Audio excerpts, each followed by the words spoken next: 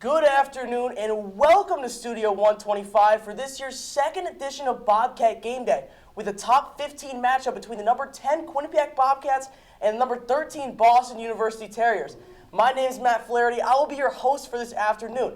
I'm joined alongside Spencer Decker, Eric Zank, and to my right, Andrew Reynolds. Guys, how are we feeling today? Feeling great. This is going to be a really awesome game up at the M&T Bank Arena. The fans are in for a treat, and I think everybody, the entire country's in for a treat. What a game it will be. It's going to be a full parking lot up there at M&T Bank Arena. Lots of people in attendance, sold-out crowd. It's going to be an awesome day. Some tailgates for sure. I'm feeling good. The energy's buzzing in here, too. I'm ready to go.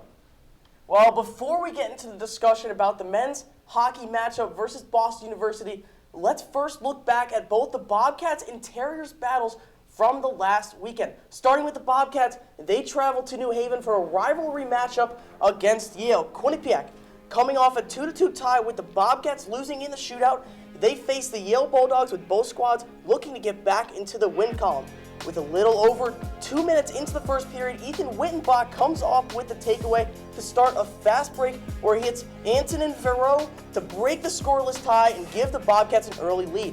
Quinnipiac isn't done yet. Marcus Vidicek finds fellow forward Aaron Schwartz, who sets up Charlie Letty perfectly to extend the Bobcats' lead to 2.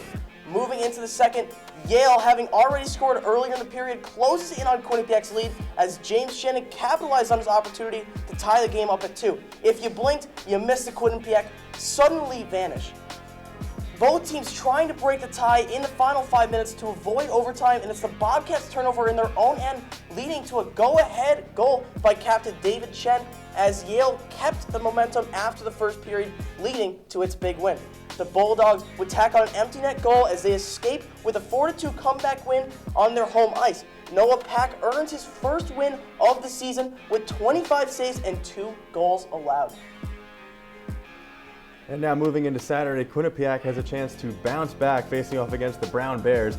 Jumping into the second period with a 1-0 Bobcats lead. The Bears on the power play, moving the puck around until it finds the back of the net, and it's former Bobcat Michael Salandra with his first career goal facing off against his old teammates to tie this game at 1. Now later in the period, after another Quinnipiac goal to put them back ahead, it's Jeremy Wilmer with the no-look between-the-legs pass to Mason Marcellus for the breakaway goal. What a pass and what a shot for the highlight play to double the Bobcats' lead. Now about 5 minutes into the third period with Brown already cutting into the Quinnipiac lead earlier and now back in the Bobcat zone. It's going to be another goal to tie up this game. Zach Tonelli delivers for the Bears, and Quinnipiac might be getting some deja vu from the day before. Now the Bobcats trying to avoid a second straight comeback loss on the road with about 30 seconds left in overtime. Move the puck around until Jeremy Wilmer makes his move to freeze the defenseman and wins the game for the Bobcats with his second point of the night. Wilmer and Chris Pelosi each end the night with a goal and an assist as Quinnipiac splits its road weekend matchups to start conference play 1-1. Last season, Quinnipiac started 0-2 in ECAC play, dropping games against Harvard and Dartmouth. And this year, they went 1-1.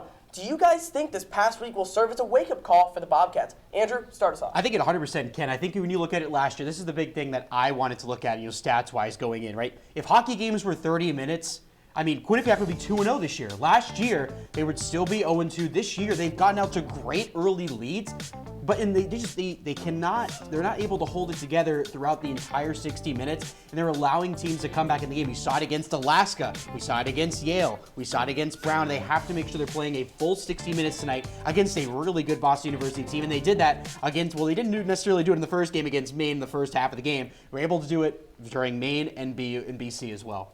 Well, I'll say this. I think it is a wake-up call, but I think the phones were already ringing when they had that tie to Alaska at home. You just talked about it. That's not a very good Alaska team, and Rand talked about that in the press conference that this team is just not bought in right now. And I know he talks about the buy-in a lot, but it's literally what's happening right now. They cannot finish a full game and play 3 individual periods at the same rate and the top rate that the team is. This is a top 5 team that they were, and they were playing top 5 hockey, but all of a sudden they aren't. So they have to figure a way to figure that out. They have to find a way to balance that scale because ultimately, if they can't play 3 periods of strong hockey, that's not a top team. And if you want to go back to the final Frozen Four and you want to go be there as a top team in this nation, you have to play it better in these games, especially in early ECAC play when you're playing a Yale and Brown team they haven't lost to since 2018. Yeah, to build off of that, it should be a wake-up call. It definitely can be. And starting 1-1 in conference play this year, obviously better than last year 0-2, but there's no reason they shouldn't be 2-0 after last weekend. I mean, they lost to a Yale team that they had won 17 straight games against.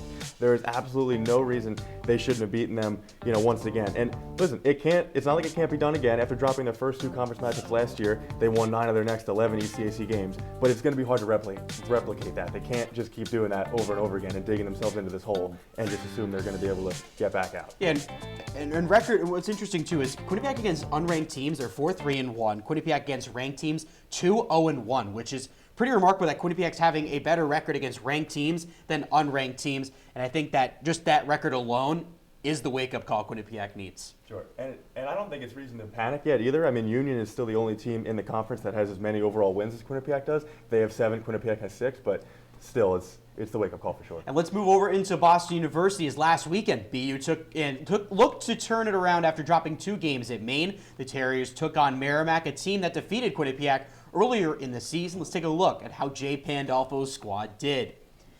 Now the Warriors also coming into this game off a loss against UConn. They lost 5-1. Now both teams looking to add to the win column in this game. We'll just start over halfway in the first period. Ben Merrill to John McNellis and Jonathan Morello for the tap-in goal right across the crease. 3 minutes later, Mikhail Yegorov plays the puck behind the net and turns it over right into a bright yellow sweater, and Ben Yurchuk sends it to the back of the net, tying it at 1. The Terriers trying to Merrimack continuing the offensive presence, beating Yegorov short side. What a goal there. And the Warriors head into the third period with a lead, but that was until Boston University trying to tie it up in the final 5 minutes. Jack Murtaugh ties the game up for the Terriers, and he gets it past Max Lindgren, and we head into overtime. Cole Hudson takes the puck up himself, weaving in and out of defenders, and he scores, sending the Warriors home. They'll head back to Andover the next night, but Boston University, they take game 1, 3-2 in overtime.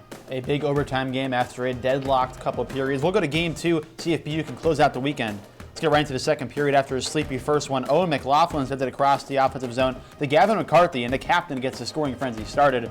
BU is up 1-0. Later in the second, the Terriers continue to push the puck with Cole Hudson dancing around at the top of the slot. Falls to Sasha Boivay, hands it back to Cole Hudson, who sends a rocket to the nylon. BU commanding early, it's 2-0. And later in that second period, Boivay continues his passing touch, tapping at the righter Ritchie, who snaps it past Max Lundgren. It's 3-0 Terriers in the second period. Later on, though, lots of scoring in this one. It's Merrimack responding on the man advantage. Trevor Hoskin pops it to Justin Gill, and Merrimack is on the board. They're making it a 2-goal advantage, and as time winds down, Hunter Mayo takes a one-timer from the point, slipping it past Yegorov. Merrimack in the dying seconds of the second period make it a 1-goal game.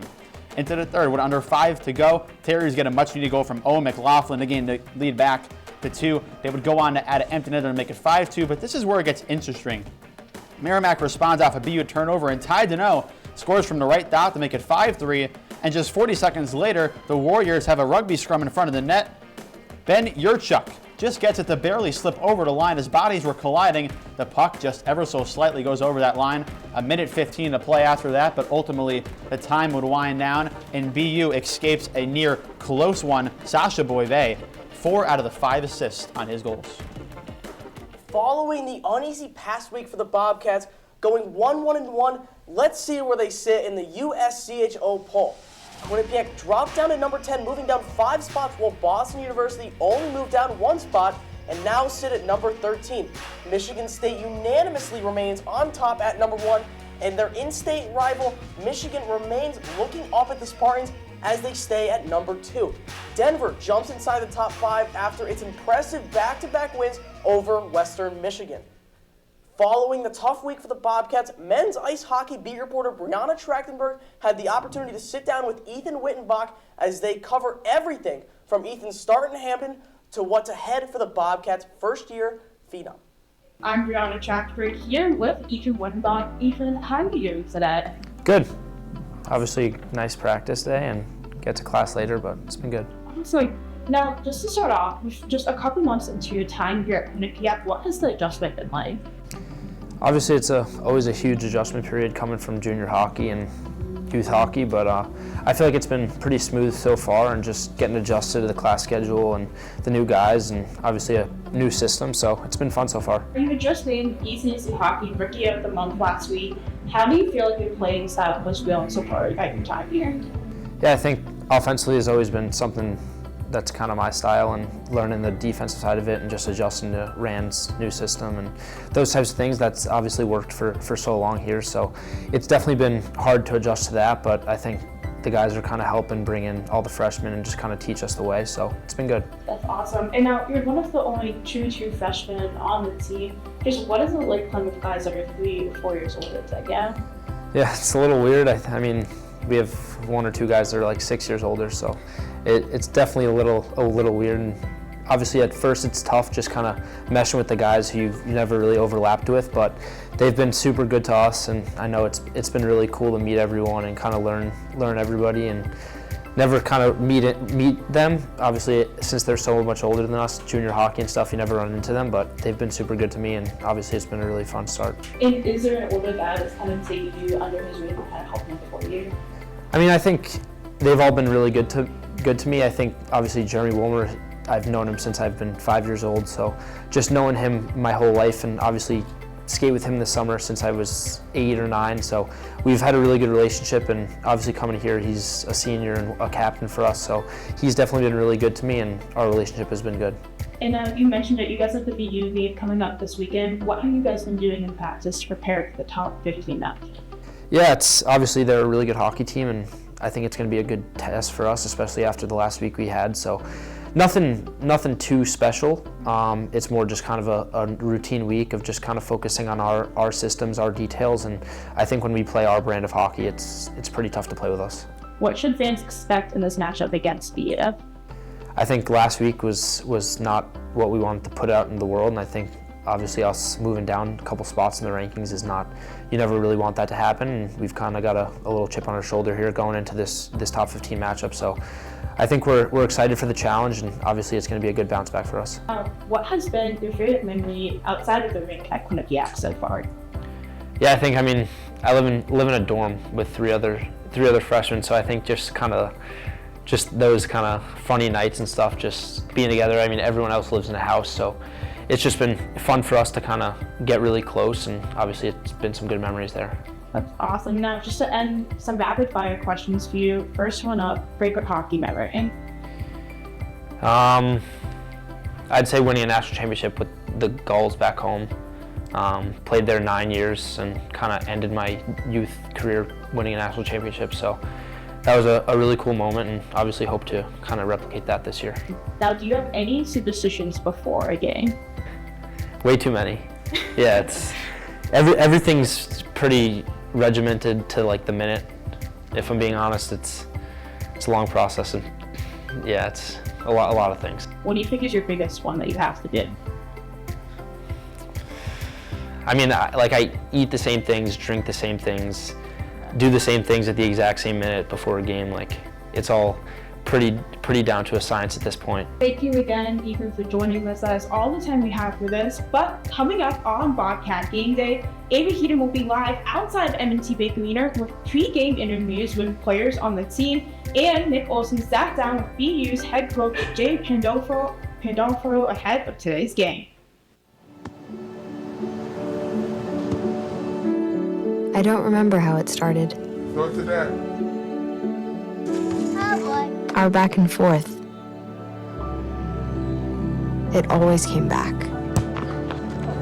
Dad! You probably don't remember what you told me, That was perfect. but I heard every word.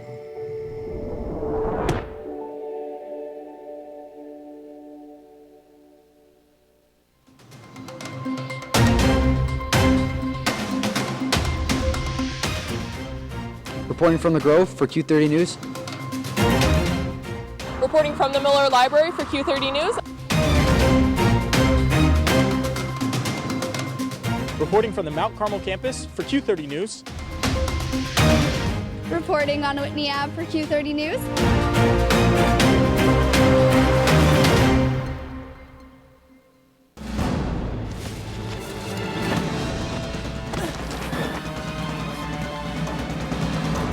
mighty might not see it coming.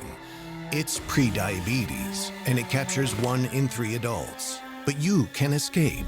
Take the 1-minute prediabetes risk test to know where you stand and prevent or delay type 2 diabetes. Be your own hero on smartphones everywhere at doihaveprediabetes.org. Welcome back to Bobcat Game Day. Boston University and Quinnipiac haven't met each other on the ice since November of 2023. Ava Heaton caught up with Charlie Letty up at the arena ahead of today's matchup. Thanks, guys. I'm here today with senior defenseman and assistant captain Charlie Letty ahead of the team's game against Boston University. Charlie, what are your thoughts heading into this top 15 matchup? I mean, yeah, it's going to be a really exciting game. You know, we're kind of here to prove something to ourselves and our coaches and everyone else that, you know, we're a really good team and that's what we want to be today. And what do you think are some keys to shutting down some top players like Cole Hudson tonight? I think just sticking to our plan. You know, we've prepared all week for types of guys like Cole and Iserman, and, you know, they have a bunch of first, second round, third round picks. So, you know, kind of just sticking to our system and just worrying about defense first, and then, you know, that will come with everything else. Thanks so much, Charlie, and good luck tonight. Yeah, thank you. That's all the time I have here from up at the arena. Back to you guys at the desk. Thanks, Ava. So far this season, Boston University is 1-5 against ranked teams. I want to know from you guys, how legit do you think this Terrier team is going into another ranked game today? Spencer, let's hear what you have to say. Yeah, I feel like the extent of the word legit is really what we have to talk about here. If we're talking about legit, are they a Frozen Four team? Are we talking about legit, are they a top 10 team and a team not to be messed with? I don't know if they're a Frozen Four team. And obviously they've been to the Frozen Four the past couple of years many, many times. They have a lot of star power, but have they really shown it so far? That's really the question. They have 18 NHL draft picks on this team. 18, the full roster of the line chart is almost a draft pick. I mean, you look on the screen now at Cole Hudson, Cole Iserman, 2 of the top players in all of college hockey. But I feel this team is very similar to Quinnipiac, that they are not fully complete right now playing on the ice. They obviously have the talent. Comparing to Quinnipiac, they obviously don't have the draft picks that Quinnipiac has. But I just feel like they don't have the full team and complete team that they have to have. I totally agree, and I think their main struggle right now has been the goaltending. They're 5th in the nation in goals for, and over half of their overall wins this season have been by 2 or more goals. It's just been a matter of getting consistent goaltending from Mikhail Yegorov, Devils prospect, thank you very much. You know, in their 5 losses this year, let's go down the list. 4 goals against, 4 goals against, 8 goals against, 5 goals against, and 8 more. So I don't think it necessarily comes down to the team itself. I think the team, the forwards and the defensemen, they've all been playing well enough to have a .500 record, but I think at this point, it's just come down to whether they're going to get consistent goaltending, solid goaltending, or if Yegorov's going to give up 4 more goals in a night, which is obviously not a recipe for success. But if your biggest struggle is a goalie who had the stats that Yegorov had last year, they're in pretty good shape. I mean, I think this team was legit. They've had a slow start. Again, Spencer kind of alluded to it. You know, they've been to the Frozen Four ever since Jay Pandolfo took over the tenure in 2022-23. So therefore, I think this team maybe not necessarily goes to the Frozen Four, but I think they're going to pick it up, especially with a really tough Hockey East schedule they have coming up. Just to build off that, defensively, obviously goaltending's been a problem, but they have to, in the defensive standard, be better on that side of the puck as well. It's not always going to be your goaltending. Defensively, you have to be better. I mean, when you're giving up 8 goals, not all those goals are going to be on your goaltender. You have to help them out in a certain sense. All right, well, guys, it's time to move on. Me, personally, I think this game, depending on the result, will really show who Boston University is as a team. But to get to know more about the Terriers ahead of tonight's matchup, Nick Olson talked with the Terriers head coach Jay Pandolfo earlier this week, heading into the matchup. Ahead of today's matchup, I was able to sit down with the Boston University's head coach, Jay Pandolfo. Coach Pandolfo's Terriers are the youngest team in college hockey. However, the Bobcats are also familiar with young talent, which could lead to exposure in both their games. I mean, all younger players at times you can have some exposure in your game. So I think it's, you know, both teams have a lot of first-year guys. So yeah, it should be a good matchup, and I'm sure you'll see mistakes from both sides. Coach Pandolfo isn't new to being around college hockey, as he spent 4 years with Boston University. Therefore, he can help out the younger guys with what to expect and take away from their experience. The biggest thing is try to be grateful for where you're at. Sometimes it's hard when things maybe aren't going well, but have an understanding that you know you have the opportunity to play at a great program. You play in Division I college hockey. A lot of guys would like to be in your shoes, and try to get them to understand you should really try to enjoy it. After missing the previous 4 games, the Terriers will get Cole Iserman back in the lineup. Iserman had 8 points in 7 games before his injury.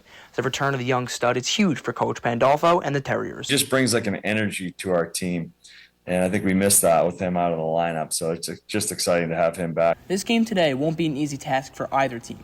Coach Pandolfo's Terriers had the week off, and here's how they prepared for this matchup. For us, it's, again, we're continuing to focus on our defensive zone structure. We've given up way too many goals this year, and it's just not sustainable giving up that many goals and expecting to come out on the right side of games. So, that's something that we're continuing to focus on. The young stars on both sides of the ice will look to put on a show. Reporting for Q30 Sports, I'm Nick Olson.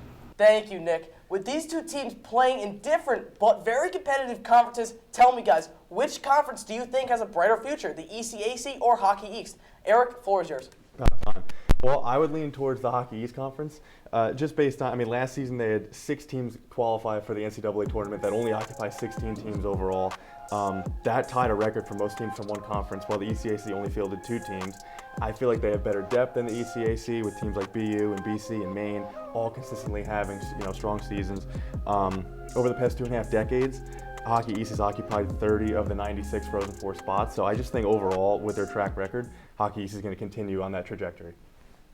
I disagree. I actually think ECAC hockey, I think it has a brighter future. The reason is because I'm going to give you 2 names, Eric Lang and Reed Cashman. 2 incredible head coaches that just came into the ECAC hockey in this decade. Reed Cashman taking over the helm of Dartmouth, which, by the way, in 2022-23, Dartmouth was the worst team in the NCAA hockey. And you're like, oh, Andrew, why are you bringing up that they were the worst team? Well, the year after, they absolutely turned around, made it to Lake Placid. They've been there for 2 straight years. And also, you look at RPI as well. Eric Lang came in this year after AIC ceased their program.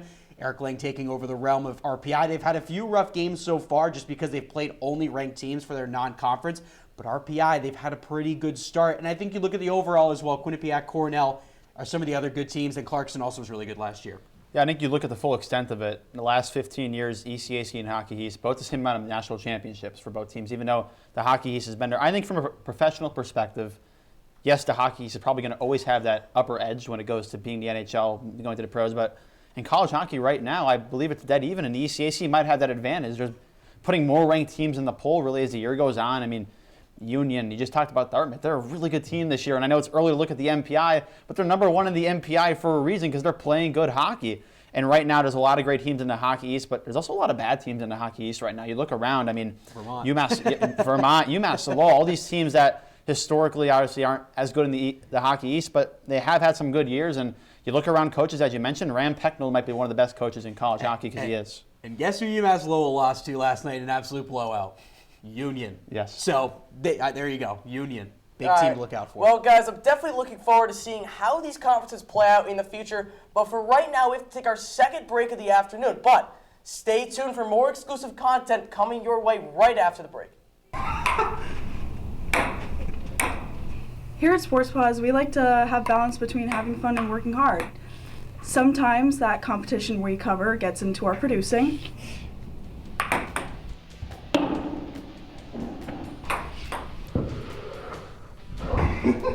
Tune in every Monday night at 9:30 at q30tv.com/watch for all the news, highlights, and more. This is Sports Pause. I'm an ex-drug dealer, and I'll be your sub today.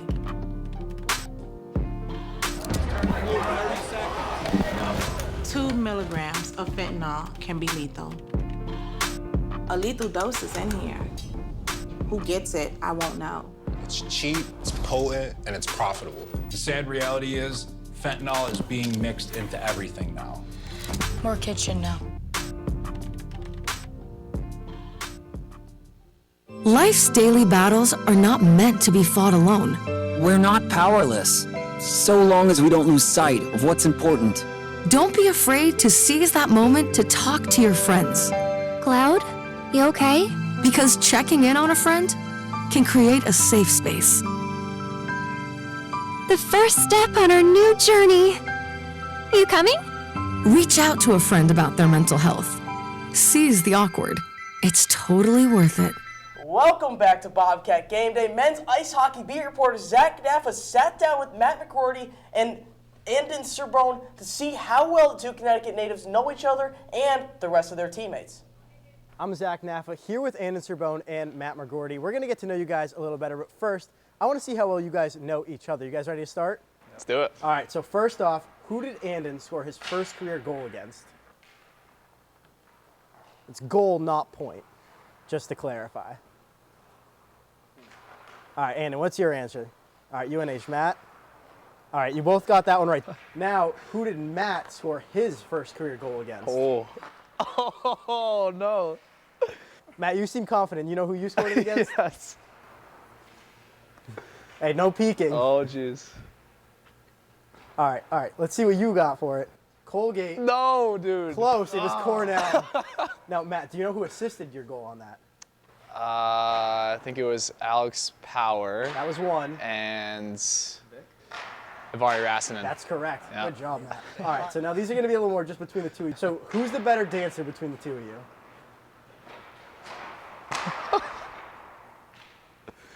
All right, so you both answered Matt. So Matt, what's your go-to dance move then? I'm a big, like, this kind of guy, you know what I mean? Like, that's kind of my go-to, I would say. All right. Who's got the best pregame playlist between the two of you? You again. I got our aux guy. You're the aux guy? I am, yes. So what type of music do you usually play? I would say a lot of, like, EDM, but, you know, roughly 15 minutes before the game, we go into rap. All right. Who has the better pregame fits between the two of you?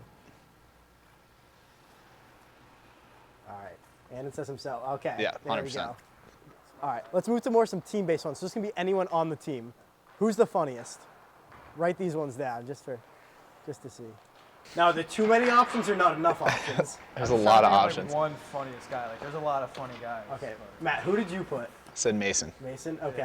Is Mason in your... He's in my top three. I'd say, can I go with top three? Yeah, who's your top three? I'd go Mason, Matt, and Alex Power. Okay. Yeah. Pretty good group. Yeah. Who has the best flow on the team? Are we writing these down? You can write these ones down. Okay. Oh, what did you say? Yeah, I agree. Okay.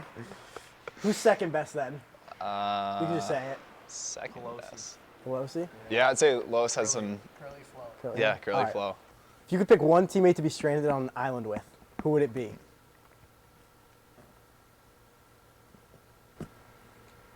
Sorry, I'm not picking No, that's okay. That's okay.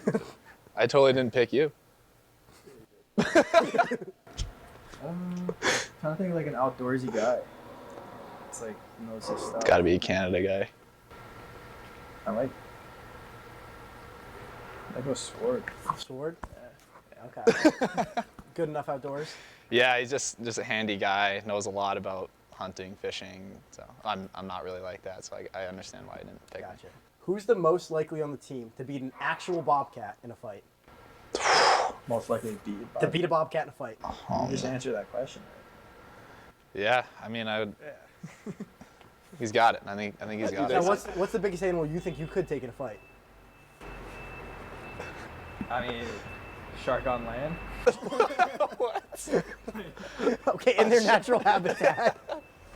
A shark on land? Coyote. Coyote? Okay. That's a pretty good answer. Yeah. What about you? I don't know. Like a dog, maybe? I don't know. Was it like a domesticated dog or like a rabid dog? Like a big dog, but like probably, I don't know, maybe a German Shepherd. I don't know, hopefully. All right, well, thank you both for joining me here today. It was fun getting to know you guys a little better. Hopefully you guys got to know a little more about each other as well. But appreciate it again. Thank you both. Thanks for having us. Thanks, Zach. Hey, everyone. It is time to have some fun with some of my favorite things in sports, hot takes. Let's get into it. First up, Marcus Vidicek currently sits at third on the team in points with 10 through 11 games. The team's leading scorer, Ethan Wyttenbach, is at 12. The hot take is Vidicek will end with the most points as a rookie this year. Andrew, is it hot? It is a pretty hot take. I think Ethan Wyttenbach will take this easily. I mean, he's had an incredible start to the season, scoring goals down in Tempe for the Icebreaker, had a huge game, a goal in the main game as well. he's an absolute star in the making here at Quinnipiac.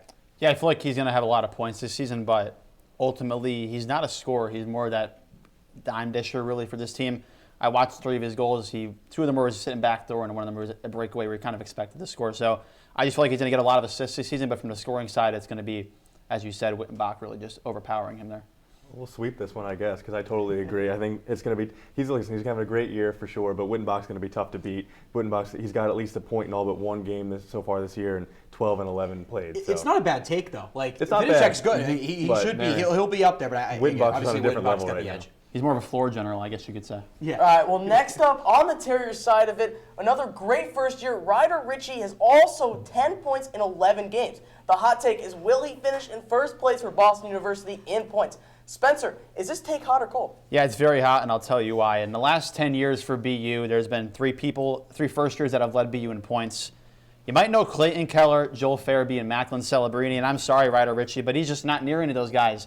Those guys are all like easily first-round picks, and Ryder Ritchie was taken in that late second round, so I just don't see it. His stats, he's the second most penalty minutes on the team and a -4 ±, not efficient enough to lead this team in points. Yeah, I don't see it happening either. Not unless Cole Hudson slows down. I mean, he does everything for BU. Hudson does. Team leading 15 points. 9 of those have come in his last 6 games, so he's on a roll as of late. 11 blocks and has a +- of 9, whereas Ritchie has a -4. So Hudson is just doing everything for this team right now, and unless he slows down, Ritchie's going to have a great year, but Hudson's going to be tough to catch. Yeah, I think when you have Hudson and Iserman on your team, it's going to be hard for somebody else to try to top you for the most points for the BU team. So I'm going to say that's a very hot take, and I disagree with it.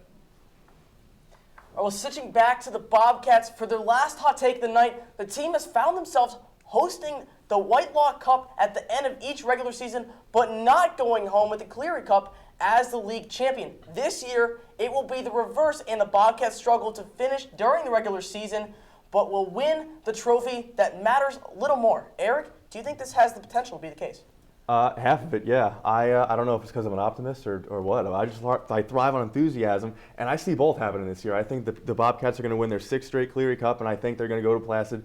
And for whatever reason, I think they're going to finally break that Placid curse, and they're going to win the Whitelaw too. I don't know. There's just so many good teams in the ECAC this year. Clarkson kind of having a slow start. Dartmouth, I think, will win the Cleary Cup this year, the regular season champion. And honestly, as they have not made it to the finals yet, since we're the worst team in the NCAA. Past 2 years made it to Placid. I think this is the year Dartmouth could win the Whitelaw and make it to the NCAA tournament for the first time in a very long time. So, disagree. Yeah, with the Whitelaw, I mean, last time they won was 2016, and that was the year they're 3rd in the nation. They're receiving first place votes. This Quinnipiac team is probably not going to get first place votes this year. But I think it's really funny, ironic if they do. This does happen because the last couple of years Quinnipiac has won to Clear, but obviously when they get to Lake Placid, they just can't figure it out. So maybe if Dartmouth does win at Quinnipiac, just has to not win to Cleary, but ultimately if they don't win to Cleary, they can win to Whitelaw. And one more thing, right? We saw in 2022-23, Quinnipiac did not need to win the Whitelaw Cup to win the national championship. So at the end of the day, it matters, but it doesn't. Yeah. Well, finishing out the hot takes for the afternoon, the Terriers have had a back-and-forth season sitting at 5-5-1. They have 24 games remaining. This take is that the team will finish at 20 wins, and that is the max. Andrew, are you agreeing with this hot take?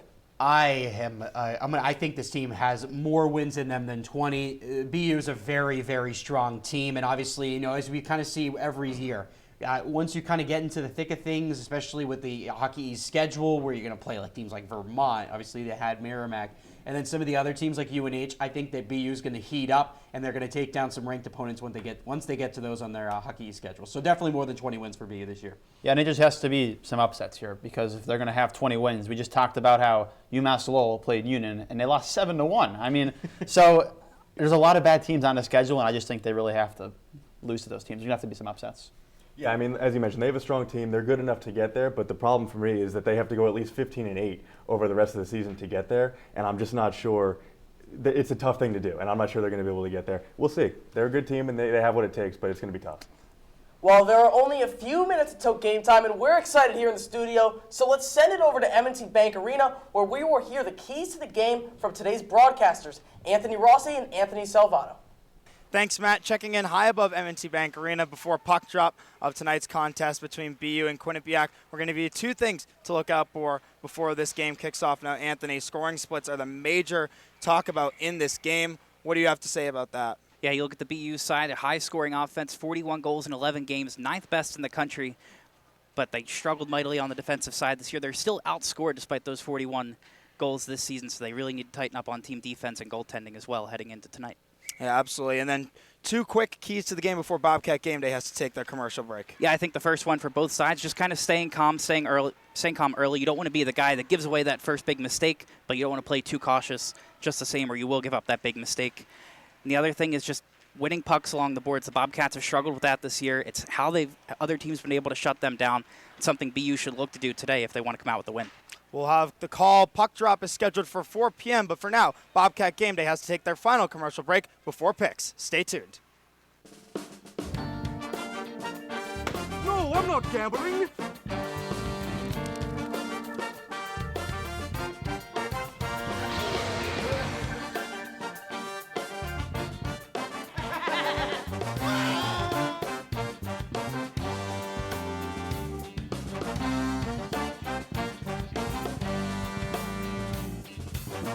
Live from the Piazza, it's Quinnipiac tonight! Emma, did you hear? Todd's in the hospital. Who's Todd? He got a collapsed lung from vaping. He thought it was cool. Not cool. Promise you won't vape, Emma. It can lead to a lifelong addiction, and we can't be friends if your lungs collapse.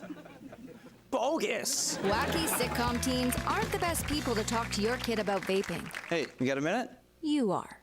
Start the conversation with your child about vaping today. Can't believe you're doing this alone. I've done it before. I remember. You threw your back out. How you holding up? Hand me that board. Nothing wrong with getting help. I'm good. I did it when Felicia left. I'll figure it out. I know you will, but you don't have to do it alone. That's all I'm saying. If I promise to look into it, will you drop it and help me build this fence? Now you need my help. It can be a real pain sometimes, you know that? Mm-hmm. If you or a veteran you know needs support, don't wait. Reach out. Find resources at va.gov/reach. Welcome back. We are just about 10 minutes away from game time, so we have no time to waste. So get yourselves ready to go as we have some of our game day predictions around the NCAA. Our first matchup is 5-0 Dartmouth and 4-7 Clarkson. Will Dartmouth stay undefeated, or will Clarkson take this one at home? Start us off, Eric. I don't know how popular this prediction is going to be, but all good things must come to an end. Dartmouth is going to be 5-1 after today. Clarkson's taking this one at home. Sorry, Reynolds. Yeah, I know Dartmouth just had a big win last night against St. Lawrence, but that's a tough trip up there, and Clarkson is a really nice arena up there. Dartmouth's so good right now, but all good things must come to an end. Give me the Clarkson Golden Knights. Well, I do like the Cheel shout out there for Clarkson's arena. No, I totally disagree with you guys. Dartmouth is taking this game. Dartmouth just beat St. Lawrence 6-1 last night. I think Dartmouth will hand this game away. And also, Clarkson also dropped to Harvard last night as well. Today's a different day. Well, I want the team with a guy with 6 goals in 5 games played. I got Hayden starting off, and Dartmouth to take this one. I agree with Reynolds. Love the Hayden Stavroff pick. That's a good one. Next up, we got the up-and-coming 7-2 Miami, Ohio team against the on-fire and top 10 team in Western Michigan. Who's winning this one, Eric? Well, Miami, Ohio. They're on the road. It's going to be a tough one, but they're 7-2. They've been impressive, or at least the record shows that. And Western Michigan at home, it's going to be a tough team to beat, but I think Miami's taking it. Yeah, Eric, it must be opposite day for you because Western Michigan's a very good team right now, and I know their goalie Hampton Slukinski, the Kings draft pick, has had a tough year so far, but I really like him as a goaltender. And the only thing I don't like about Western Michigan, they stole Buster the Bronco from Boise State as their mascot 50 years after Boise State had that as their mascot. I think you like the Western Michigan. I think you like the Western Michigan goalie because he's a Kings draft pick. Possibly. A little bit biased there. I'm going to take Miami, Ohio in this one. They've had a really great start to their season. Obviously, they've been one of the worst teams in NCAA. This year, they've really started to kind of climb back. They have a really great new player, new prospect. I think the youngest player in the country on their team, and I think I like this Miami, Ohio team. I think Western Michigan is a bit overrated as well, coming off the national championship. They're a little high to start the year, and I think Miami, Ohio takes it. You know what? I'm happy we agree, buddy. It's about time. Well, listen, Western Michigan is just a dominant team with Hampton Slukinski, who is just such an LA King prospect in net. Give me the Broncos in this one. I agree with Spencer. Solid prospect. 2 ranked teams and New England rivals face off in this one as a Connecticut native. It is my team, the 14-seed UConn, against another Boston team, the 11-seed Northeastern. You know the drill, Eric. Well, usually I like to go against anything Boston, But I'm going to have to go Northeastern on this one. They're the home team. They're off to a hot start, 7-2, and I think they're going to take down the Huskies, the UConn Huskies. Yeah, I feel this is going to be a close one, maybe the closest prediction we have all day. I just like what UConn has been able to put out so far this game. I feel that obviously they're traveling to Northeastern, but this is going to be a close game. Battle of the Huskies and the boys from Boston are taking it. Matthews Arena, it's their last year there. Northeastern is a really good team this year. Kind of like you look at the Minnesota Duluth team that's kind of just come out of nowhere. Northeastern's that team as well for me. Northeastern's beating UConn today. Well, I guess I'm going to split the picks for the third time in a row. You know I got my boys in UConn here. Listen, Mike McGroarty is just such an absolute stud, and he will lead the UConn Huskies to victory today. Let's head out west now to look at two Colorado teams. It is the 4-seed Denver heading to the 17-seed Colorado College. This one should be fun, guys, and a big rivalry matchup. Eric? I have a good feeling about these home teams today, man. I'm taking Colorado, and Reynolds is shaking his head already. So Colorado, we're in this together, man. We're going to shut this down because Colorado's taking this one at home. They're 6-4-1. Denver's not an easy team to beat, but they're going to beat them today. They're not an easy team to beat, and they almost got beat last night in Denver when the Colorado College forced an overtime game. It's different today. Colorado College, that game's almost sold out. It's going to be a big game for them. And I mean, these teams have met so many times last year in the NCHC quarterfinals, but Colorado College splits the weekend against Denver. I think Denver's taking it. They're going to beat Colorado College. Denver's a really good team. Obviously, they've won national championships, too, in the past 4 years. Well, you know I got to split the picks. Denver's just an absolute powerhouse, averaging just over 4 goals a game. I believe that high-powered offense will just be too tough to defend today. So I got Denver in this one. When you think of Michigan and Penn State, you do not think of hockey, but maybe you should because these two teams are ferocious and both in the top 5 in power rankings. The Wolverines are headed to the top 5 seed. Nittany Lions, this one will be close, but we got to pick winners. Go ahead, Eric. Penn State, that's a tough building to play in. I'm taking the Nittany Lions. Yeah, just looking at it, Penn State in the last couple of years, football not their thing right now, but Hockey Valley is all about it. Pagula is going to be rocking after last night's 7-1 loss. They bounce back today. Yeah, I agree with you guys. Penn State will take it. I mean, rough loss last night, but I think they come back tonight in front of a huge packed fan. Sweet Penn State picks here. I also got the Nittany Lions here, led by projected number 1 pick Gavin McKenna. This team is just an absolute dominant force and will rebound after last night. At last, the time has come. It is BU-QU predictions. With this game being so important for both teams, you got to pick a winner. You can really go either way. Eric, who's winning this one? Let's go QU. It's Bobcat Gameday. Come on, how do you not pull for the home team, right? Quinnipiac's taking it at home. This game's still out for a reason. Let me tell you why. Boston University's fans are traveling in full, and when Mate Marinov has a bad game in goal tonight, they're going to be screaming, Mate! Boston University makes this Terrier territory once again in Hamden to be undefeated historically against the Bobcats. You know, guys, I've been lucky to be on Bobcat Game Day 5 times. This is my 5th time. Quinnipiac is actually 4-0 every single time. Quinnipiac is also 2-0-1 against ranked teams this year. But that all ends today. Give me Boston University to win. Well, I guess I'm known for splitting picks. We are on desk, Quinnipiac soil right now. Let me tell you, this atmosphere is going to be electric. People wearing hockey jerseys early this morning, yelling, screaming on an early Saturday morning. Everyone on this campus will be at M&T Bank Arena, and they will be heard. They will be loud. If you watch the game, you will hear them. This crowd is going to lead the Bobcats to victory today. That they will get it done for the fans. I got Quinnipiac. A lot of red hockey jerseys, not navy. Red. Now that we've gotten our game picks, that is all the time we have for today's pregame show, but don't worry, you will see us again, as we will be back in between periods to go over everything that happened. It is time to send it over to M&T Bank Arena, where Anthony will have the call. We'll see you guys after the first period. Take it away, guys.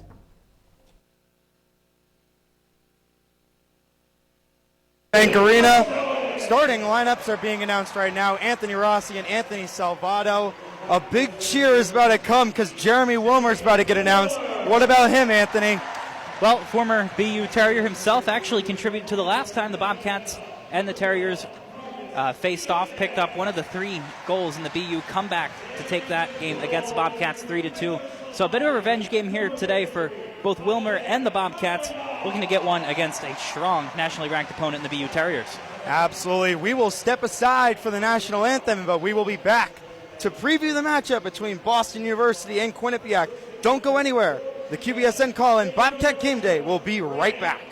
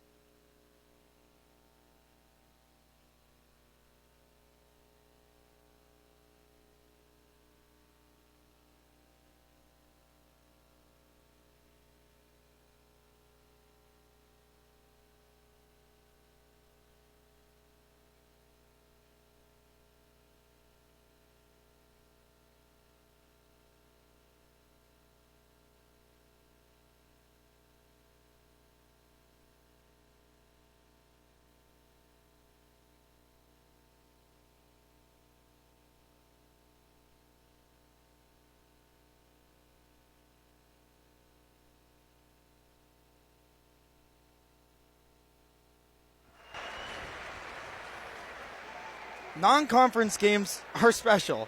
They prepare you for the rest of the season against teams you don't see on a week-to-week basis.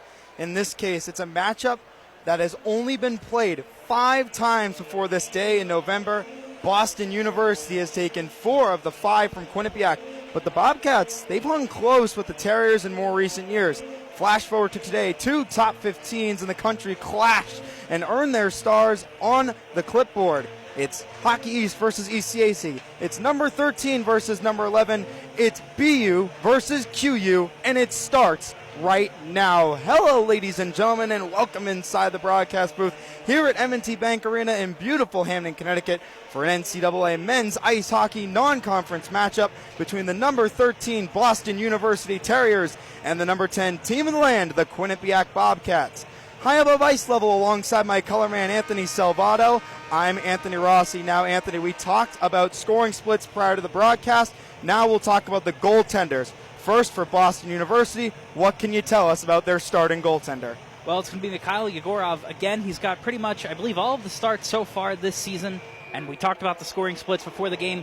The big thing really to watch here is team defense. It just hasn't been there from the Terriers. They're averaging about 32 shots allowed in these first couple games this season. So Yegorov's seen a lot of shots. He's stopped a lot, but it hasn't made much of a difference quite yet. Puck has dropped and we are underway. Mate Marinov gets the start for the Quinnipiac Bobcats.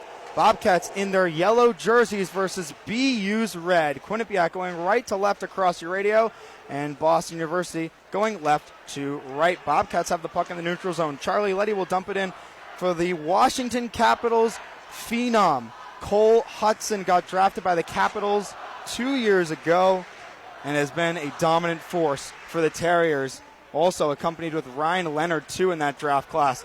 Here comes Mason Marcellus for the Bobcats. He'll try and chip it in past Aiden Celebrini. He can't do so, though. Now it's Sasha Boudmier, on that one. He has it right now. Boudmiedin, my apologies. Sasha Boudmiedin, very strong draft pick of the Winnipeg Jets. Swedish.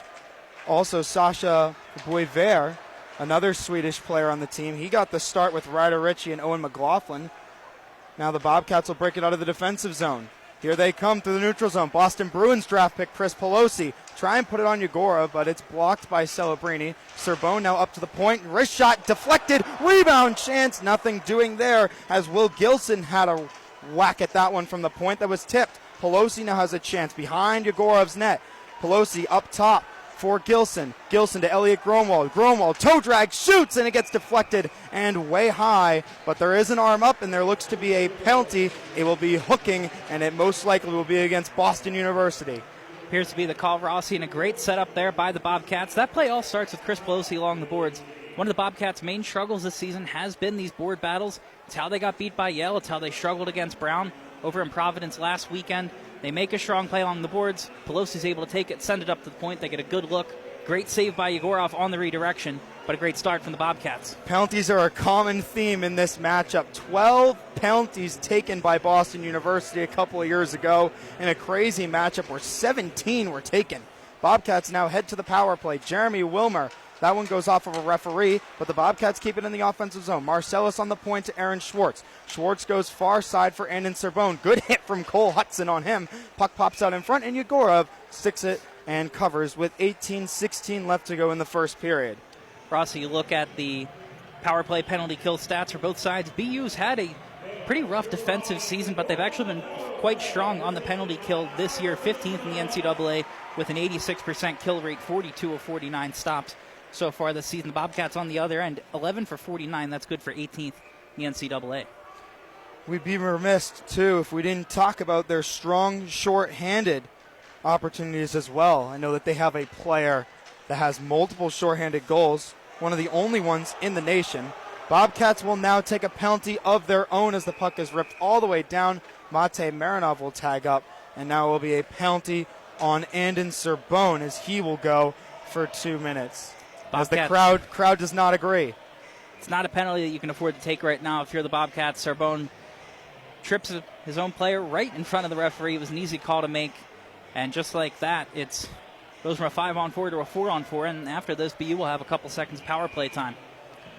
Boudmiedin took the call for BU, and now Cerbone will sit for 2. 25 seconds differentiate between the two. Here comes Cole Hudson really quickly, pass to Boisvert, but he can't put it by. A good play from Will Gilson.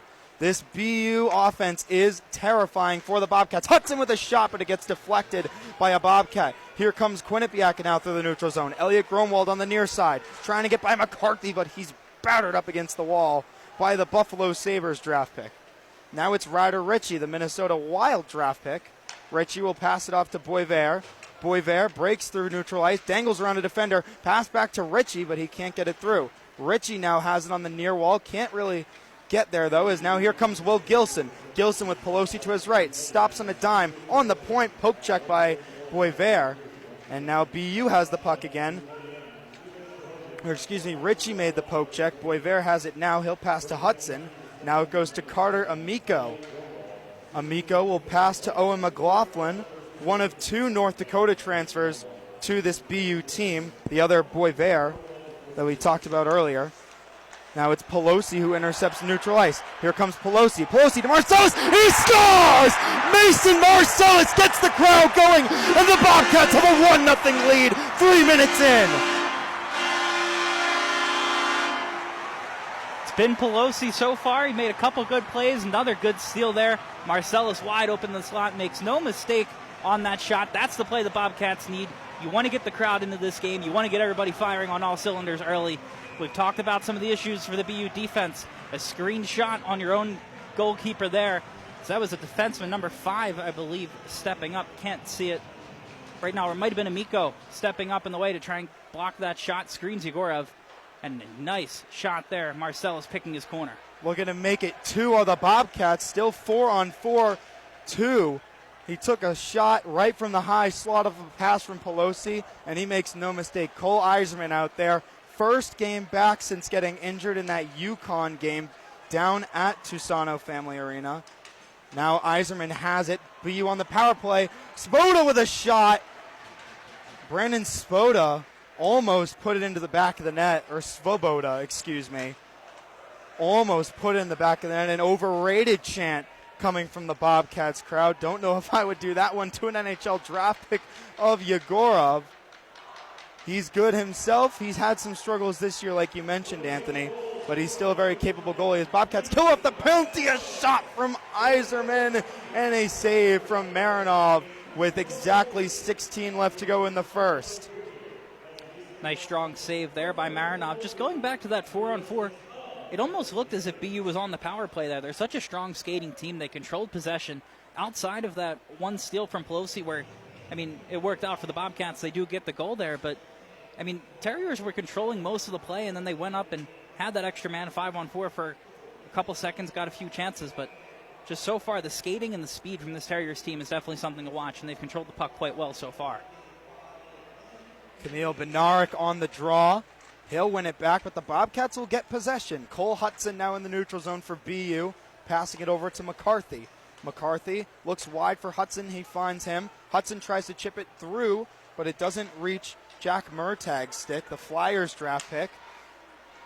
McGroarty now, Matthew McGroarty, who scored his first goal against Cornell, which we heard in the Bobcat Gameday feature with Zach Naffa and Andone Cerbone along with McGroarty.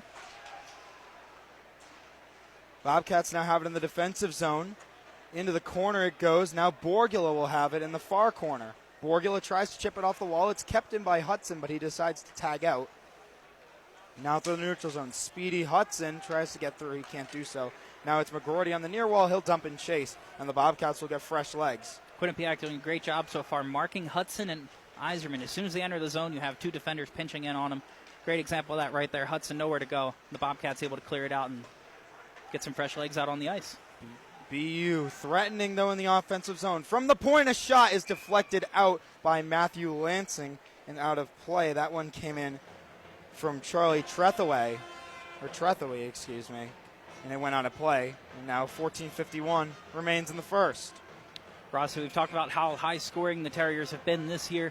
You look back to last year, though, they were 1-10-2 in games where they scored 2 or less goals. The Bobcats obviously are going to try everything they can, keep the puck out of the net, but the defense can really show out tonight, and they can hold them to 2 goals or less, they're going to be in very good shape moving forward, and they've done that so far.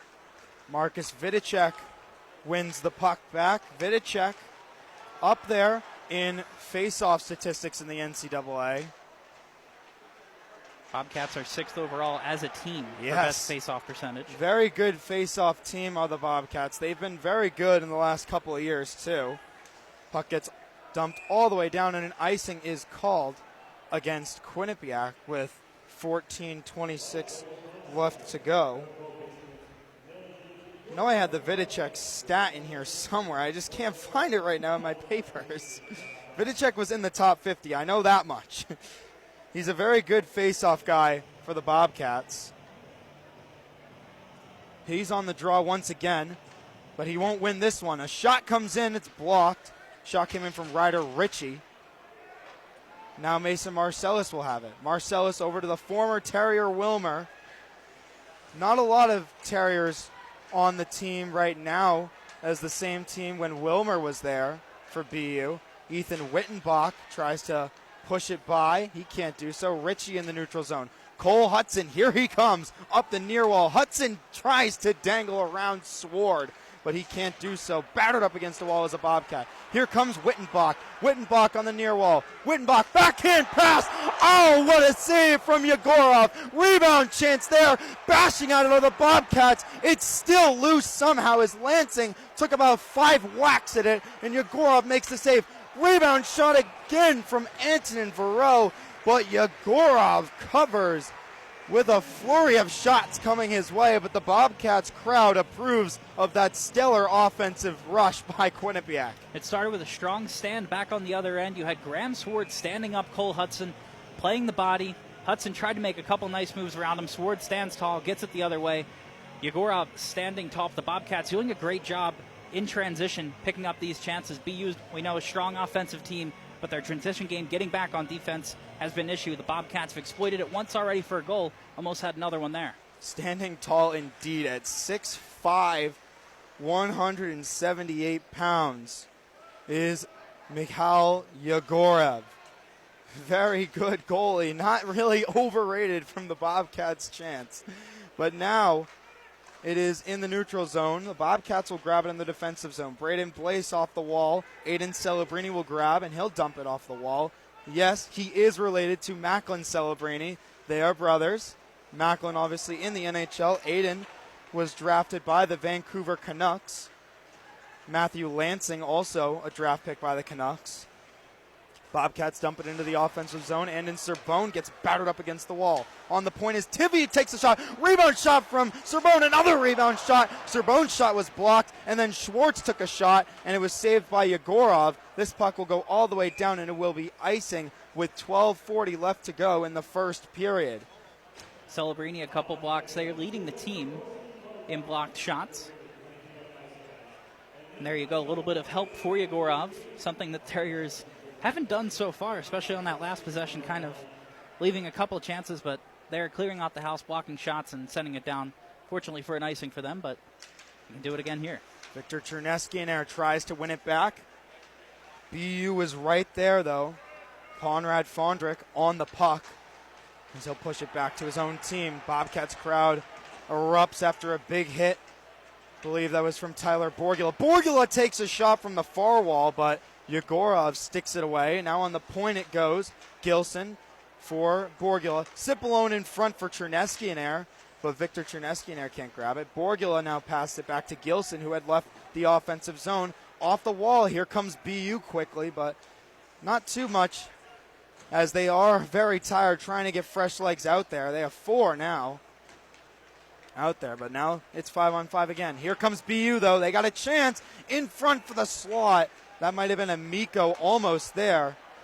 He was not open, though, as here come the Bobcats. Marcus Vidicek on a breakaway, but Yegorov doing very well at pushing him wide, not making the save. Rebound shot from Vidicek again, but Yegorov stands tall, calling his name a lot of Bobcats offense in this first 9 minutes of play. And a really strong save, especially on that last play. A nifty backhand pass from Marcellus off the board to find Vidicek, and almost caught Yegorov off guard, but able to get back from that post to the other side and make a strong save. But great pressing by the Bobcats, great forecheck so far. They've definitely had BU on their heels to start. And this is a team that you're not going to outskate for the most part. The Terriers are very strong skating. The Bobcats have to do, and they have been doing, is getting the puck in, chipping it in, and just not giving the Terriers any space. Looks like they have a set face-off play going here as Wyttenbach's in the high slot. Sward's all the way on the left side. Face-off's on the right side of Yegorov. Bobcats can't win it back. That was Antonin Vero will grab it on the far wall. Now it chips out into the neutral zone as Ethan Wyttenbach will receive, and Vero will dump it in. Grabbed by Cole Hudson. Hudson will rim it along the wall, but the Bobcats were almost there, but it skips over Charlie Letty's stick.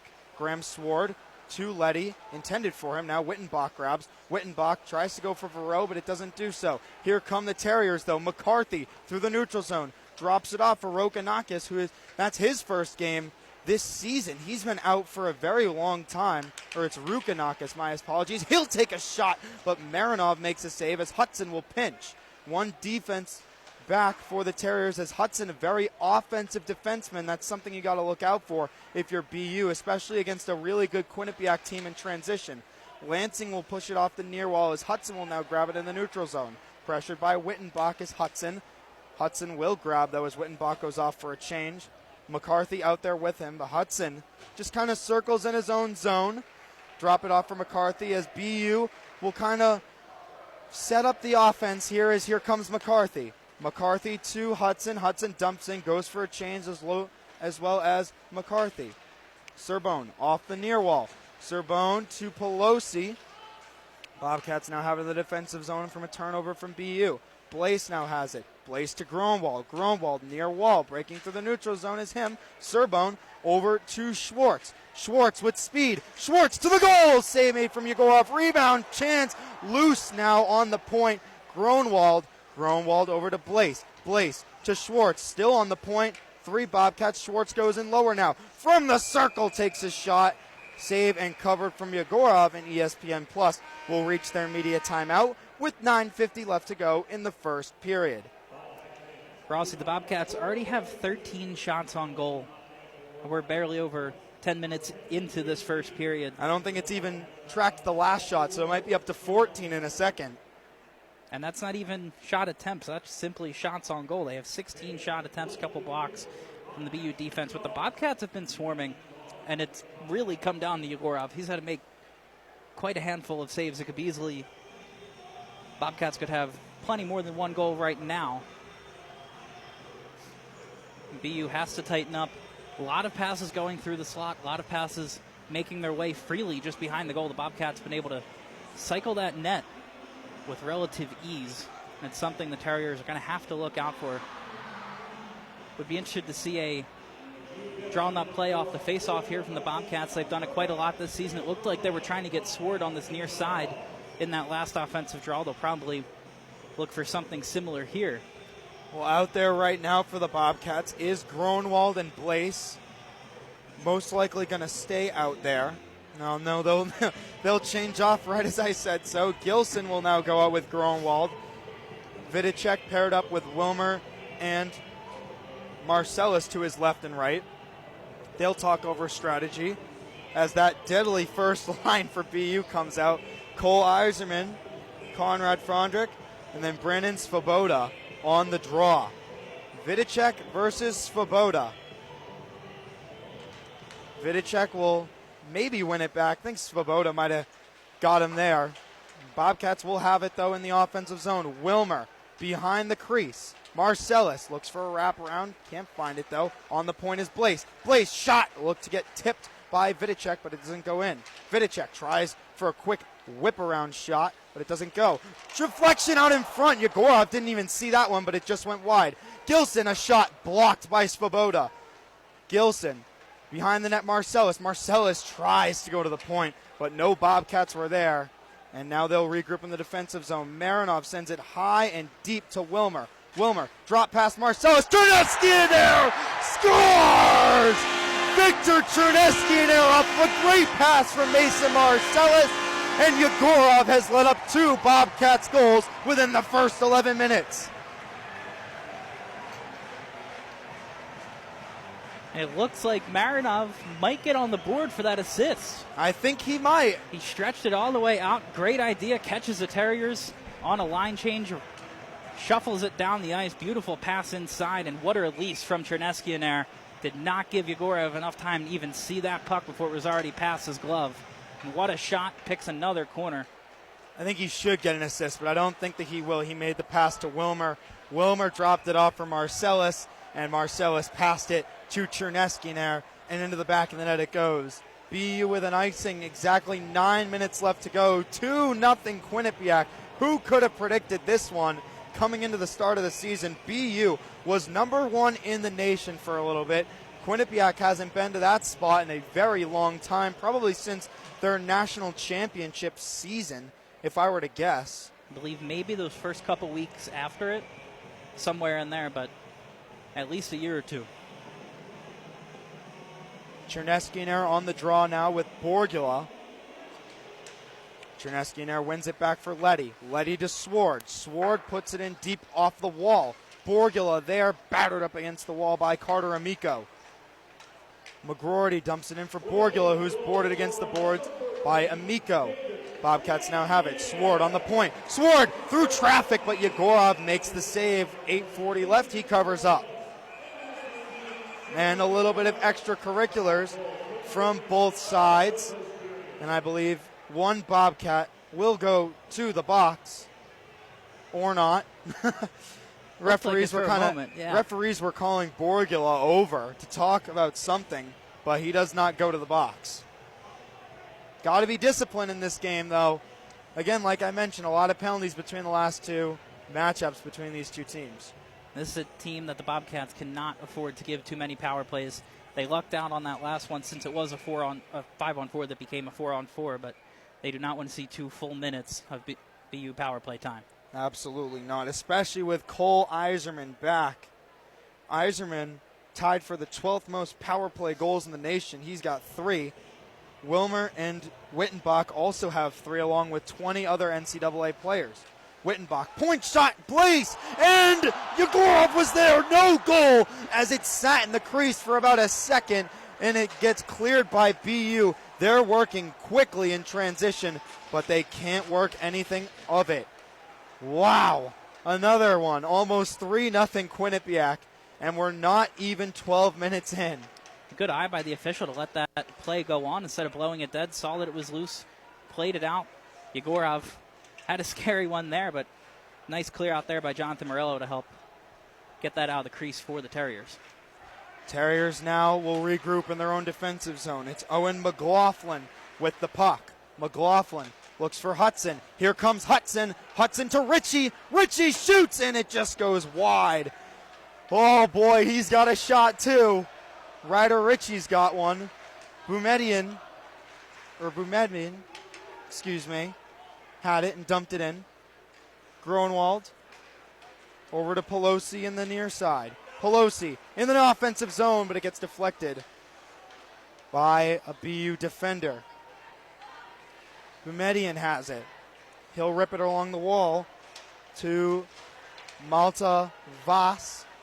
Bobcats have it. Yegorov with a save. Another quick shot.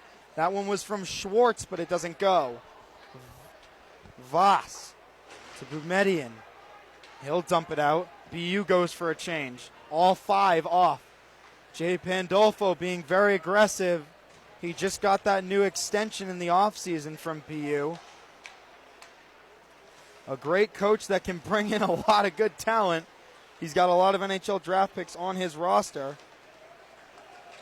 Not a lot can say that. Now in the neutral zone, it is BU. Svoboda off the wall, rims it around. Iserman going to go chase, but Letty keeps it away from him. Now Svoboda has it, bashed up against the wall by Sword. Sword to Vidicek. In the defensive zone is Marcellus. Marcellus is battered by Cole Iserman. Sword now over to Wilmer. Wilmer back to Sword. Vidicek looking for Sword in front, but it doesn't reach him. Wilmer now on the far wall with Iserman. Iserman there, he's got it. Looking for a saucer pass, and a good play there from Conrad Fondrick to chip that puck out. Wyttenbach in the offensive zone. Verreau pressured by 2 Terriers. Tries to get a shot off, but it just whistles wide. Tivy now on the point. Tivy shoots and scores! Nate Tivy! 3 goals for the Bobcats. 5:56 left, and Yegorov is confused. Have to wonder how much longer Yegorov's day is going to go on. He has been struggling with screened shots. That's how the Bobcats have gotten all 3 goals. They've just been exploiting that so far this game. Wonderfully coached game so far by head coach Rand Pecknold. The Bobcats were kind of being outskated in those first couple minutes, especially on that 4-on-4. Comes back, shakes up the game plan. The Bobcats kind of abandon the skating the puck out idea, start doing some dump and chase, strong forechecks, screen shots, and it's just been a huge recipe for success here. Now 3 goals on 19 shots in just the first period, and there's still 5 minutes left to play. A couple of games ago, got to travel down to Holy Cross for QBSN, and we said, wow, this is the best game that Nate Tivy's played. Nah, not anymore. He's got his first NCAA goal, so congratulations to him. We'll see how his day goes for the rest, but BU is looking very frustrated. Hit after hit after hit on yellow jerseys. Cipollone in the offensive zone. Battered against the wall by McCarthy, and then Hudson. There he goes. Chernesky now with a shot. I think it might have hit the side of the goal, and it goes out of play with 5:16 left to go. BU starting to play a little bit emotional against QU. You have to watch here to not take a penalty. A penalty could kill you here and give the Bobcats a chance to go up by 4 in the first period. Have to stay disciplined, especially in this moment. It's a frustrating game. The Bobcats are playing a frustrating style right now, not giving the Terriers a lot of space, forechecking very hard. But you have to keep trying to get back to your game and settle down if you're the Terriers. Yegorov came up last year from the Omaha Lancers in the USHL about halfway through the year, and then got thrown in goal against Boston College out of nowhere. Played at Conti Foreman, almost won. Or they might have won that game too, but he played an amazing game. Not a bad way to debut. Exactly, against Boston College, #1 team in the country too at that time. Chris Pelosi now. Pelosi to Schwartz on the near wall looking for a goal, but he can't do so. Groenwald will rip it around the wall. Cerbone there. Cerbone to Schwartz, back to Cerbone, near wall. Groenwald, point, shot! I think that might have been kicked out by a Terrier defender. Here comes Ryder Ritchie. Ritchie looking for Boisvert, but he can't find him. Pelosi, neutral zone. Schwartz tries to get through. Nothing doing there. Owen McLaughlin now passes it to Boumediene. He'll dump it through. Marinov challenged for a second, but he'll let it go right by him. Wilmer to Pelosi. Interception. Here comes Eiserman. He fans on the shot, and it just goes wide. I think Sword got a stick on it. Eiserman again. Shot. Save made from Marinov. Almost out of play. Sword was also in the way of that one too. Might be the smart decision, putting one of your experienced guys on the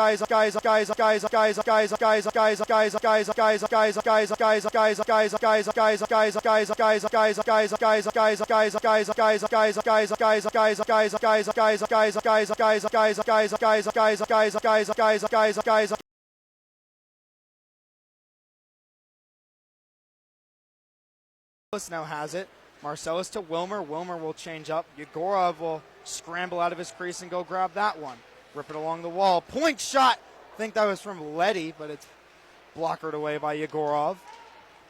McCarthy behind the crease. McCarthy to Fondrick. To Svoboda.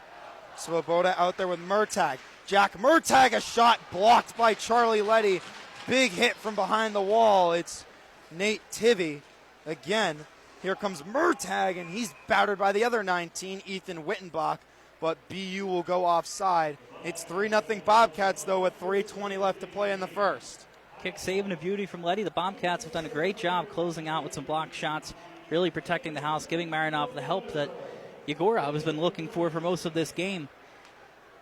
And you see it right there again, shutting down Eiserman, shutting down some of these big-time players for the Terriers. You have to look at Eiserman and Hudson to do everything you can to take them out of the game, and so far the Bobcats have done that quite well. Here comes Hudson, though. He's got speed, but he can't get by Braden Blaise, who's been having a great season on defense.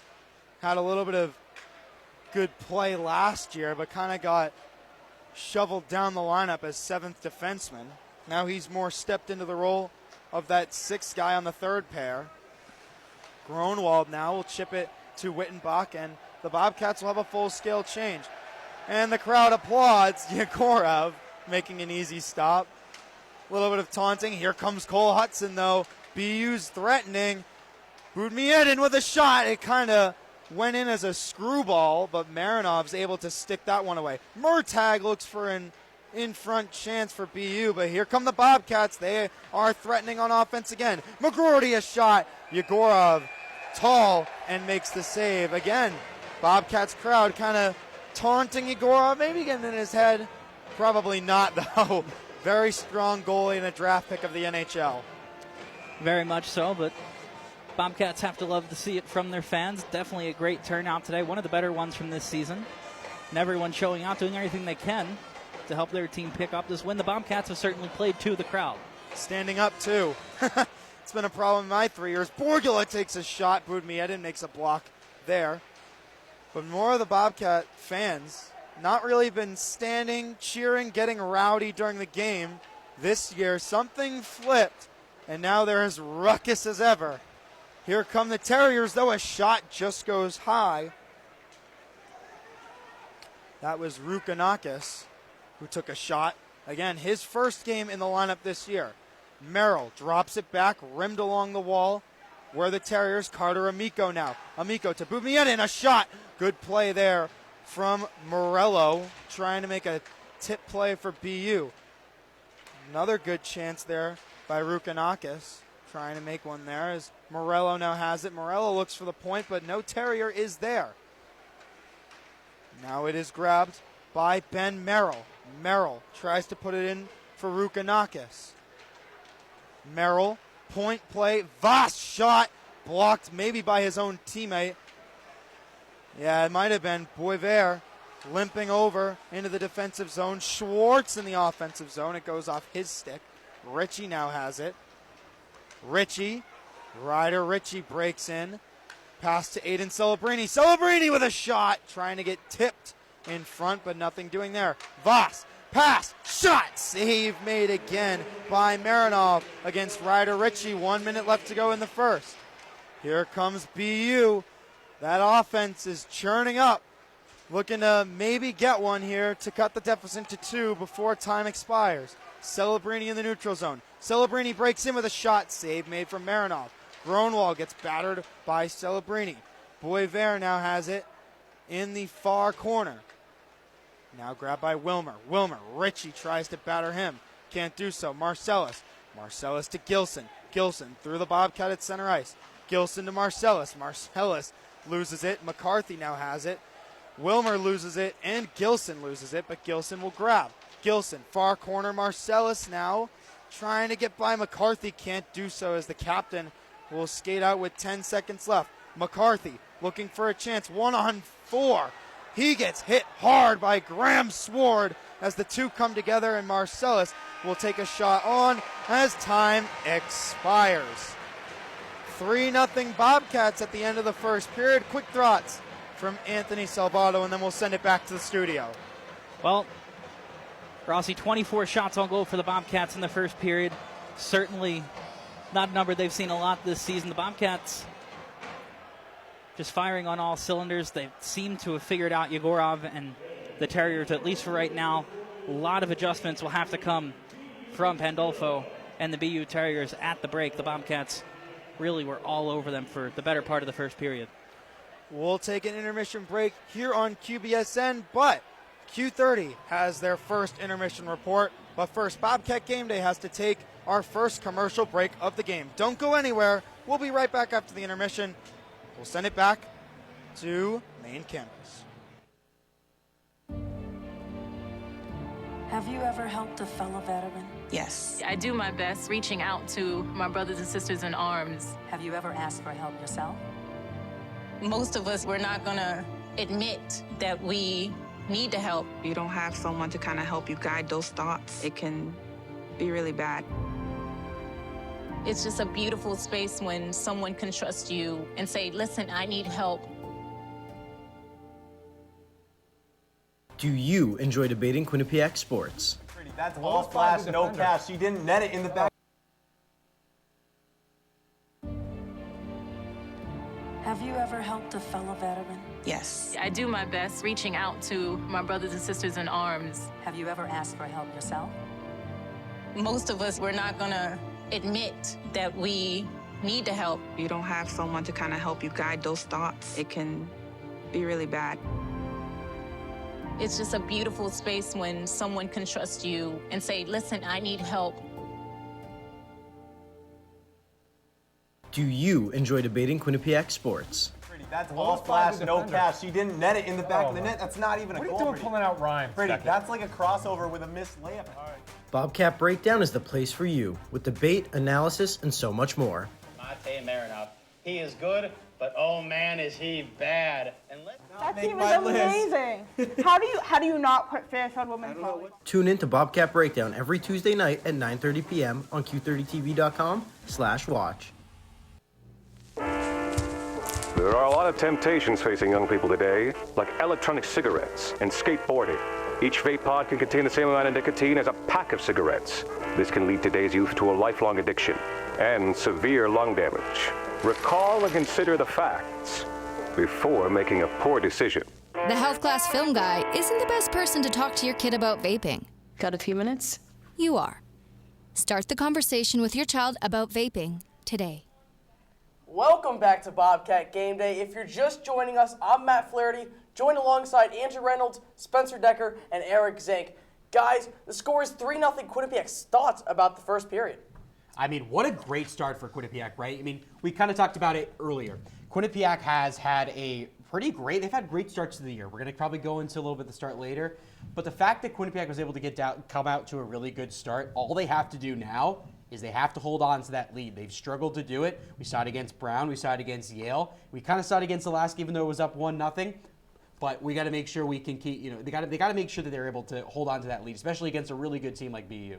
Yeah, there's really only been one strong point for BU right now, and it's Ugorov. I mean, he has an 880 save percentage because Quinnipiac has 25 shots on goal through one period. I mean, Boston U only has 8 right now, so basically, I mean, they're almost tripling them in shots. They're basically tripling them in shots. It's been an offensive outburst, but I think a lot of that also has been that I don't know if BU has been ready for this. They come out of the gates not so prepared for this game. I mean, when you're getting tripled in shots, something is not going right on the ice right now for Jay Pandolfo and his squad. So big adjustments are going to have to happen in the second intermission right now for this team, and Quinnipiac has surely taken advantage of this talented BU roster. What? Prediction's looking pretty good, isn't it? It is looking very good. Yeah, it's all Bobcats. Right. But as you mentioned, though, there's a long way to go. Play 40 minutes to go. There's a long way. There's still a lot of game to be played, and Quinnipiac has to stay with their game. And this is a Quinnipiac team that is infamously known for not playing well after that. Yeah. Well, here's the thing, too. You guys talked about the uneven on the shots, but when you look at the faceoffs, it's even, right? Quinnipiac, they've had 9, or they've won 10 faceoffs.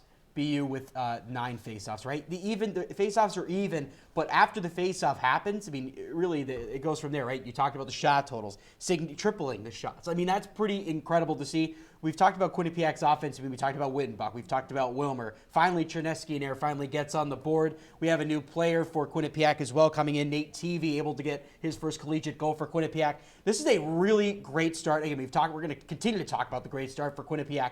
But really, I was kind of astonished to see how well Quinnipiac came out. But one of the questions we talked about in our pregame, is this the wake-up call for Quinnipiac? And I mean, I don't know about you guys, but I'm pretty sure I think they've woken themselves. They're awake, yeah, for sure. I don't know what this thing about them playing ranked teams being amazing, and then they go and play Brown and Yale, and they can't produce defense or offense at all. It doesn't really make any sense, but they're definitely ready for this challenge. It's going to be a big game of coaching, I think, because we know how talented Boston's roster is. They have 18 NHL draft picks. We talked about that in the pregame. But can they go out with this game and get Rand Pecknell to outcoach this talented BU team? All right, absolutely. So let's take a look at the first period action, Let's roll the tapes. With the first period in the books, it is the Bobcats who lead 3-0 over the Terriers. BU star Cole Iserman seen warming up there, which is a really encouraging sign for the Terriers. Yeah, he was out. He's only played 2 games so far this season, now being his 3rd. Let's start the action in this one. Just over 3 minutes into the contest, Chris Pelosi comes away with the breakaway before dishing it to Mason Marcellus with a forehand wrister, giving the Bobcats an early lead. And I really like that play, too. He's pinned up against the board, able to make that backhand pass right out front. BU's goalie Mikhail Yegorov was a stud after this goal, where he faced many shots consecutively. But 11 minutes into the period, Connecticut native and captain Victor Cherneskianer extends the lead to 2 for the Bobcats. With 6 minutes into the period, the Bobcats pour it on as first-year Nate Tivy scores his first career collegiate goal, adding to the Bobcats' lead, putting the Bobcats up 3-0 20 minutes into this game. This leaves me wondering, how important was it for the Bobcats to get ahead just over 3 minutes in? Yeah, super important. I mean, we just touched on it a little bit, but with the way this Quinnipiac team has played all season, to go out there and get 3 goals, and 2 of those first 2 goals, outstanding passing. That third one just slips past Yegorov, but it's really about the schematic form right now for Quinnipiac. They have been out on the ice, and he talked about the face-offs, dead even. But Quinnipiac's offensive production has been stellar and really just off the charts compared to Boston University. They have just not got anything going. So this start is huge. We talked about how Quinnipiac cannot really produce that offensive production throughout the entire game. So to go out here and not just get a couple goals, but get 3 goals on the board, super important to have such a big advantage. 3 goals is a big lead in hockey. Yeah, obviously a super important start for the Bobcats. I mean, anytime you can go 20 minutes and score 3 goals, it's big. But I think the rest of the game is going to be such a mental test for this team because, as you mentioned, they've been prone to not be able to hold on to leads that much this season. They've struggled in that area, and they still have 40 minutes to play this afternoon. And so it's going to be a big test. It's been all Quinnipiac so far. They've done everything right. They've done everything they needed to do. They've attacked Yegorov. As I mentioned in the pregame show, the goaltending for BU has struggled this year, and we're seeing it so far in the first. But still a long ways to go. Yeah, and I want to get too ahead of ourselves, right? But when you look at the next on the schedule, you get Clarkson next Friday, and then you have St. Lawrence the week after. I mean, the night after. I mean, those are 2 unranked teams right now, right? So if Quinnipiac can continue to, put up the goals against BU, hopefully if you're, Rand Pecknold, you look at this and you're like, this team. I mean, hopefully, they continue unranked teams, right? They've really struggled against unranked teams, and if they're able to put up these numbers continuously against BU, it's important. But here's the thing: again, we've talked about it. If Quinnipiac played 30-minute games, they would be 2-0 to start the season. We haven't reached that 30-minute mark of the game yet, so really curious to see how the second period goes, and obviously the third period. But we'll wait for the third period for a bit. Let's not get ahead of ourselves, but obviously if maybe Quinnipiac can get Big Mo on their side and get that momentum going, maybe it's all they need to have a really good, strong part of the season right here. No. And just a question for you. Are they saying Mate? You talked about it. Not right now. Well, they only have 8 shots on goal, so I think offensively they just got to get something more going, and defensively, lots of turnovers I've noticed so far, too. So. Absolutely, guys. Well, we need to take a breath here on desk, but when we come back, we will have some more discussion before sending it back up to the rink for the second period. As a dad, every day is a challenge. To make sure that the time that I have, I spend with them. It doesn't matter how tired you are, you have to try and to teach them. When they learn something new, and you can just see in their faces, it's such an incredible moment. It's those moments that are my favorite.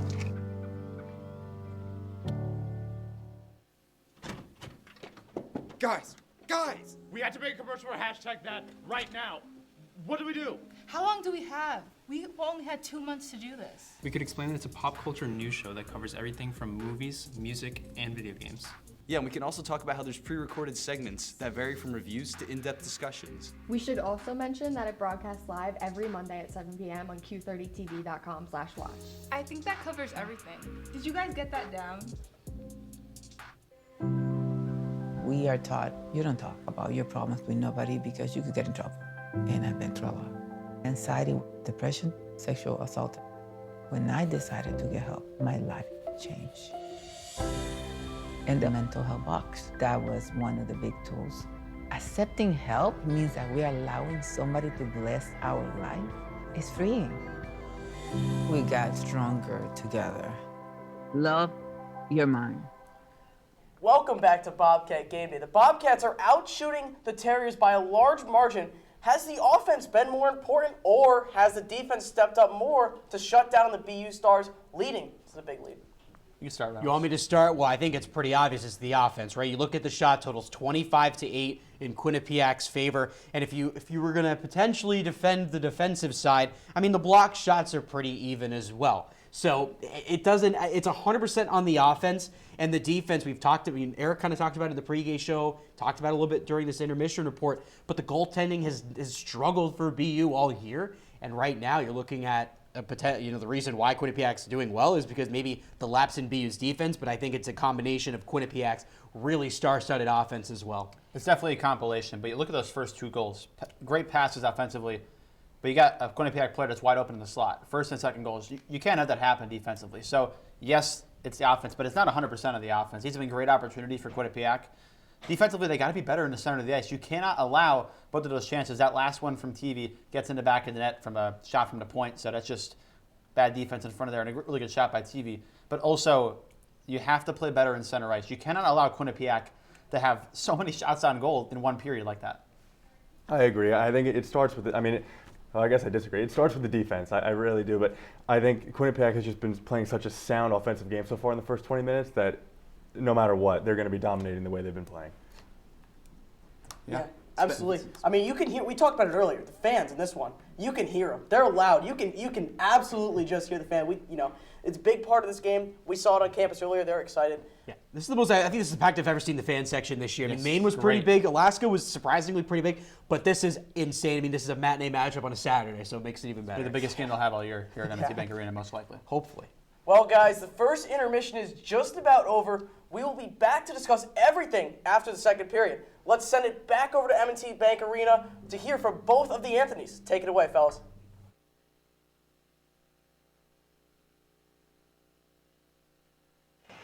Thank you, Matt. Welcome back inside M&T Bank Arena. 2:15 left to go on the clock here in Hamden, Connecticut. We'll give you a quick little recap, even though the guys did it on desk for us already. But 3 minutes in, Mason Marcellus scored the first Bobcats goal, assisted by Boston Bruins draft pick Chris Pelosi. And then after that, Victor Chernesky in there. Great pass. Should have been Marinov that got an assist on that one, but the assists go to Mason Marcellus, and Jeremy Wilmer on the Chernesky in our goal. And then Nate Tivy had his first NCAA goal, assisted by first year's Ethan Wyttenbach and Antonin Verreau. Your thoughts, Anthony, on the first period from both sides? Very well played game by the Bobcats, very well coached game by the Bobcats. Ram Pechtel made quite a few adjustments in those first opening minutes, and it made all the difference for the Bobcats. They've done a very strong job in pressuring up front, a very strong forecheck, not giving the Terriers any breathing room at all. They've read the breakout play very well. For the Terriers, you're going to have to start reversing the puck on the breakout. A lot of times they're just throwing it around the boards, and there's a Bobcat defender waiting high at the point for it. Just getting a little more creative in terms of how they can break that puck out. We saw at the end of the period, BU did start to pick things up. They started to kind of cycle around the Bobcats in the offensive zone. They started to pick up some momentum. They're going to look to build off that here to start the second period. BU hopped on the ice first this time around, right at the 1 minute mark. Yegorov goes on. Not normally do I see a road team hop on before the home team, but here we are. See if that maybe does anything. Can see on the ice as well, Max Lacroix is warming up. Not going in, but he is warming up. Probably told from Jay Pandolfo, hey, get warm. Might come in when Yegorov lets up another one. That is a little nerve-wracking maybe for Yegorov to see if he did see that. And Lacroix on the other end, he's only gotten a couple of games here. No starts yet. He's only come in for Yegorov in relief twice, so not a, new concept for him, something he's had to do before, but never a good sign, never something you want to have to prepare yourself for. The Bobcats up 3, looking to go up 4 to start this period. BU on their end, they need the next goal if they want to stay alive in this game. And then if they don't go to him, it's Steven Luciano next, who's a Connecticut native, went to Salisbury School. He's a first year, 6'1", 180. Lacroix, 6 pounds lighter than Luciano. Puck is dropped, and the game is back underway. BU going right to left, and Quinnipiac going left to right. Hudson on the point. Cole Hudson through a screen. Marinov didn't even see that one. That might have gone in the back of the net had it hit the net. But now the Bobcats will grab in the defensive zone. McGroarty on the near wall. Chipped in by McLaughlin. On it is Rukanakis. Now it is Hudson in the neutral zone. Bobcats were able to clear. Morello meets Letty at the blue line, and Morello doesn't even budge after Letty was about to lay a big hit into him. Now Chernesky and Eric in the offensive zone, pressured by McCarthy and Hudson. Hudson will chip it off the far wall. Now it is grabbed by Ben Merrill. McCarthy has it, skating through the Bobcat at center ice. Him and Hudson were about to go, too, on the offense. 2 defensemen, that is. McLaughlin takes a shot. Might have rattled off of a helmet of a Bobcat player. Pelosi to Cerbone on the near wall. Cerbone to Schwartz, who takes a shot, but it's blocked by the Terriers. Gronwald is hit hard against the wall. Into the slot, a chance. Bobcats will go on the power play. Delayed penalty on BU. Bobcats have it 6-on-5. Gronwald takes a shot. It's deflected. Quinnipiac's not able to gain possession once again. And BU will go to the box. 18:32 left in the second period, And it's same story as the first. Bobcats get an early power play to start off a period. They'll have to hope not to give it back like they did the last time. This penalty will go on Celebrini for boarding. I believe it's just 2 minutes. And it will go up on the scoreboard for 2 minutes. And again, not the position, if you're the Terriers, that you want to be in right now. You're already trailing 3-0. You don't want to give the Bobcats any momentum to start off this period. Big kill coming up for the Terriers if they can pull it off. And the Bobcats looking for that extra goal to help put the game out of reach early. Cerbone out there with Wilmer, Schwartz, Sword, and Marcellus. Player without a stick for the Terriers. Yeah, it's number 8. That's Svoboda. A shot comes in, but Yegorov makes the save. That one came in from the far wall, and somehow the Devils prospect makes the save. Great cross crease pass there by the Bobcats. Good vision. Strong save by Yegorov. And for the Terriers, Svoboda gets off the ice. They get fresh legs up front. Here comes Schwartz for the Bobcats, but Hudson will meet him. Here come the Terriers, though, as Morello had the puck skip off of his stick. Terriers are good sure-handed. But the Bobcats will have it now on the power play. Wilmer, drop pass to Marcellus, pressured by 2 Terriers. Here come the Bobcats. Cerbone runs into Schwartz. Cerbone had a wide open crease if Schwartz didn't run into him. But they will regroup in the defensive zone as it's grabbed by Graham Sword behind his own cage. Tough break for the Bobcats. Just have to communicate a little better. As you mentioned, Cerbone would have been wide open in the slot. Sword to Wyttenbach, who dropped it back. Now it's Vidicek on the near wall. Wyttenbach has it on the point. Wyttenbach, silky drop pass to Will Gilson. Pelosi will now grab behind the red line. Gilson tries to push it in deep. Pelosi in front. That one looked like it went in, but it just went wide. But it's now Vidicek who will try and grab. Wyttenbach on the point. Wyttenbach to Verreau. Verreau looking for Gilson, but it doesn't reach him. And Gilson will retreat. Verreau, a missed pass from Gilson, but he'll get it to Wyttenbach. Wyttenbach is battered against the Quinnipiac bench. Pelosi takes in a shot, but Yegorov makes a stick save, and it goes out of play with 12 seconds left on the Celebrini penalty and 16:44 left to go in the period. Nice play there by Pelosi. Good idea to just take that shot. Probably could have gotten a little bit closer into the slot for a better opportunity, but he'll take it there all the same. The Bobcats just getting a little too bunched up on the power play. We saw the collision between Cerbone just trying to pull off a shot, but the Bobcats a little too close to each other, unable to space out. And that's how you're going to start pulling the Terriers out of position on defense. As much as you can spread out around the zone, they've just been a little too close. Too many drop passes to a player right next to you. McGroarty on the draw instead of Victor Chernesky in there, but McGroarty will win it back. Chernesky in there, the captain of the team, normally taking draws for the Bobcats. McGroarty will take it there. Both of them centers.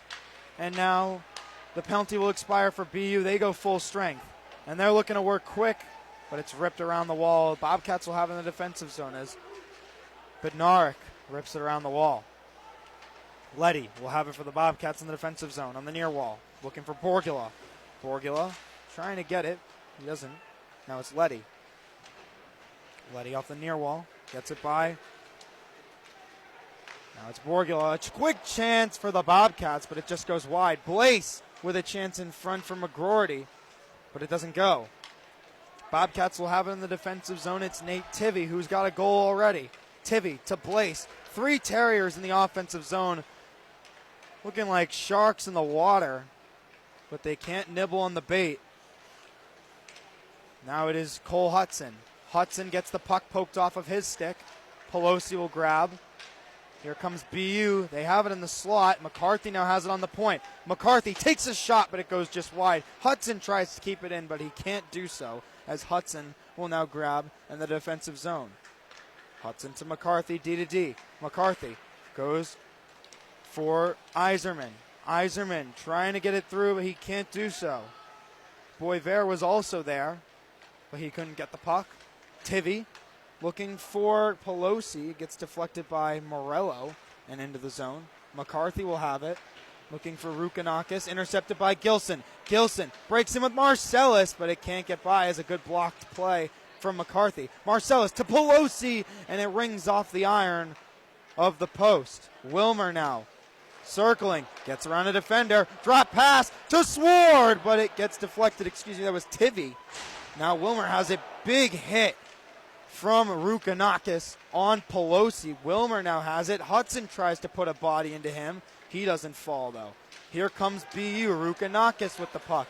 He loses it. Gilson to Marcellus. Marcellus looking, and Rukanakis lays out Mason Marcellus. Bodies are flying everywhere as Gilson goes down. No penalty, though. Wilmer with a wraparound, or a whip-around shot. Now Cole Hudson will dump the puck in deep, as craziness breaks out for a second.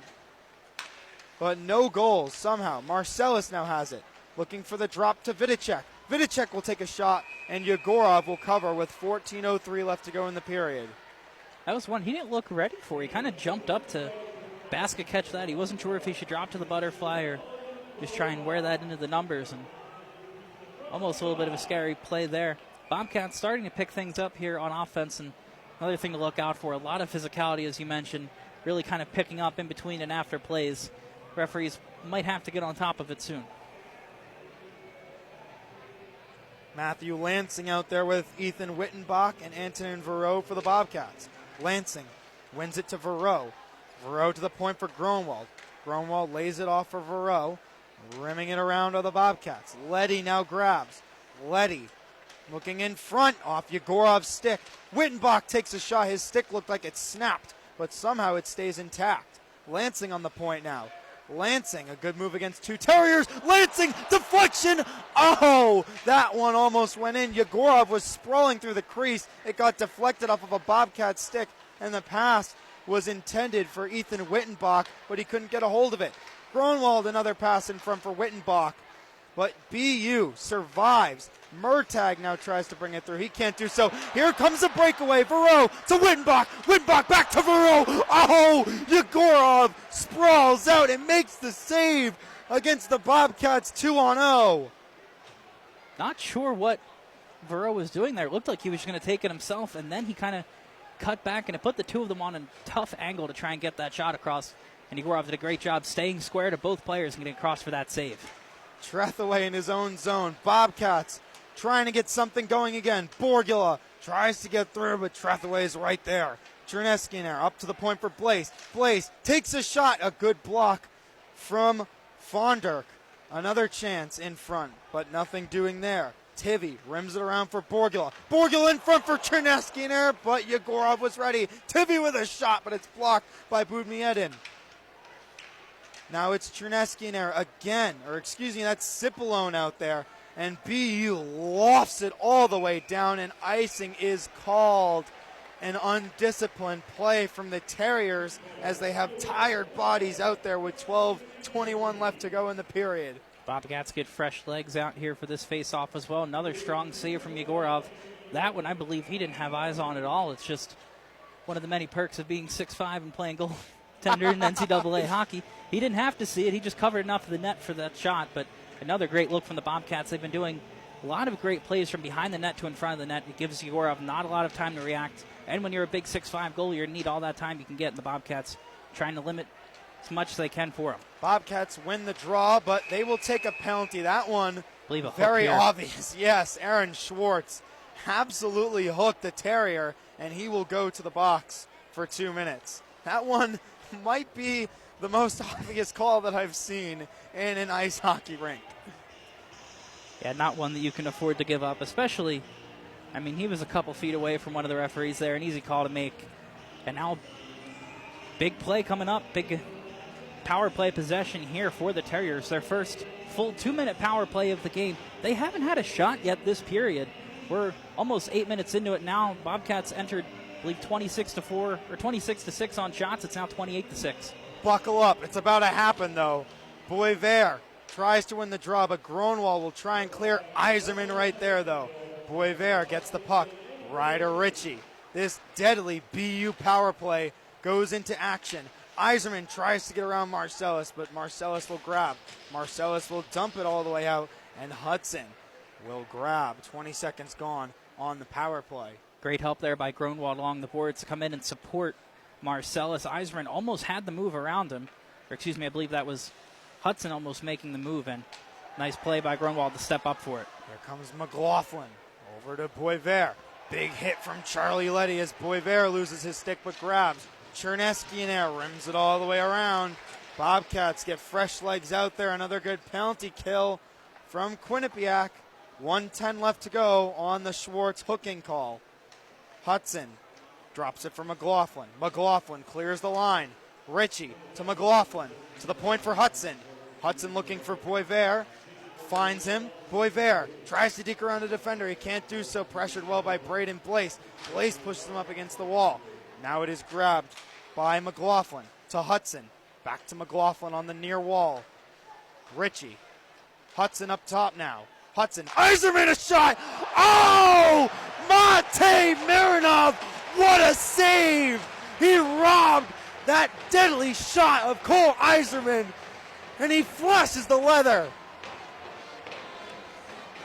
What a play there by Marinov. Great defensive stand from the Bobcats, capped off by an even better save.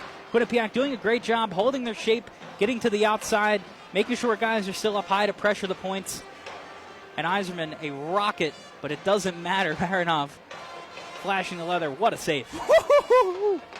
That's one that just takes your breath a little bit.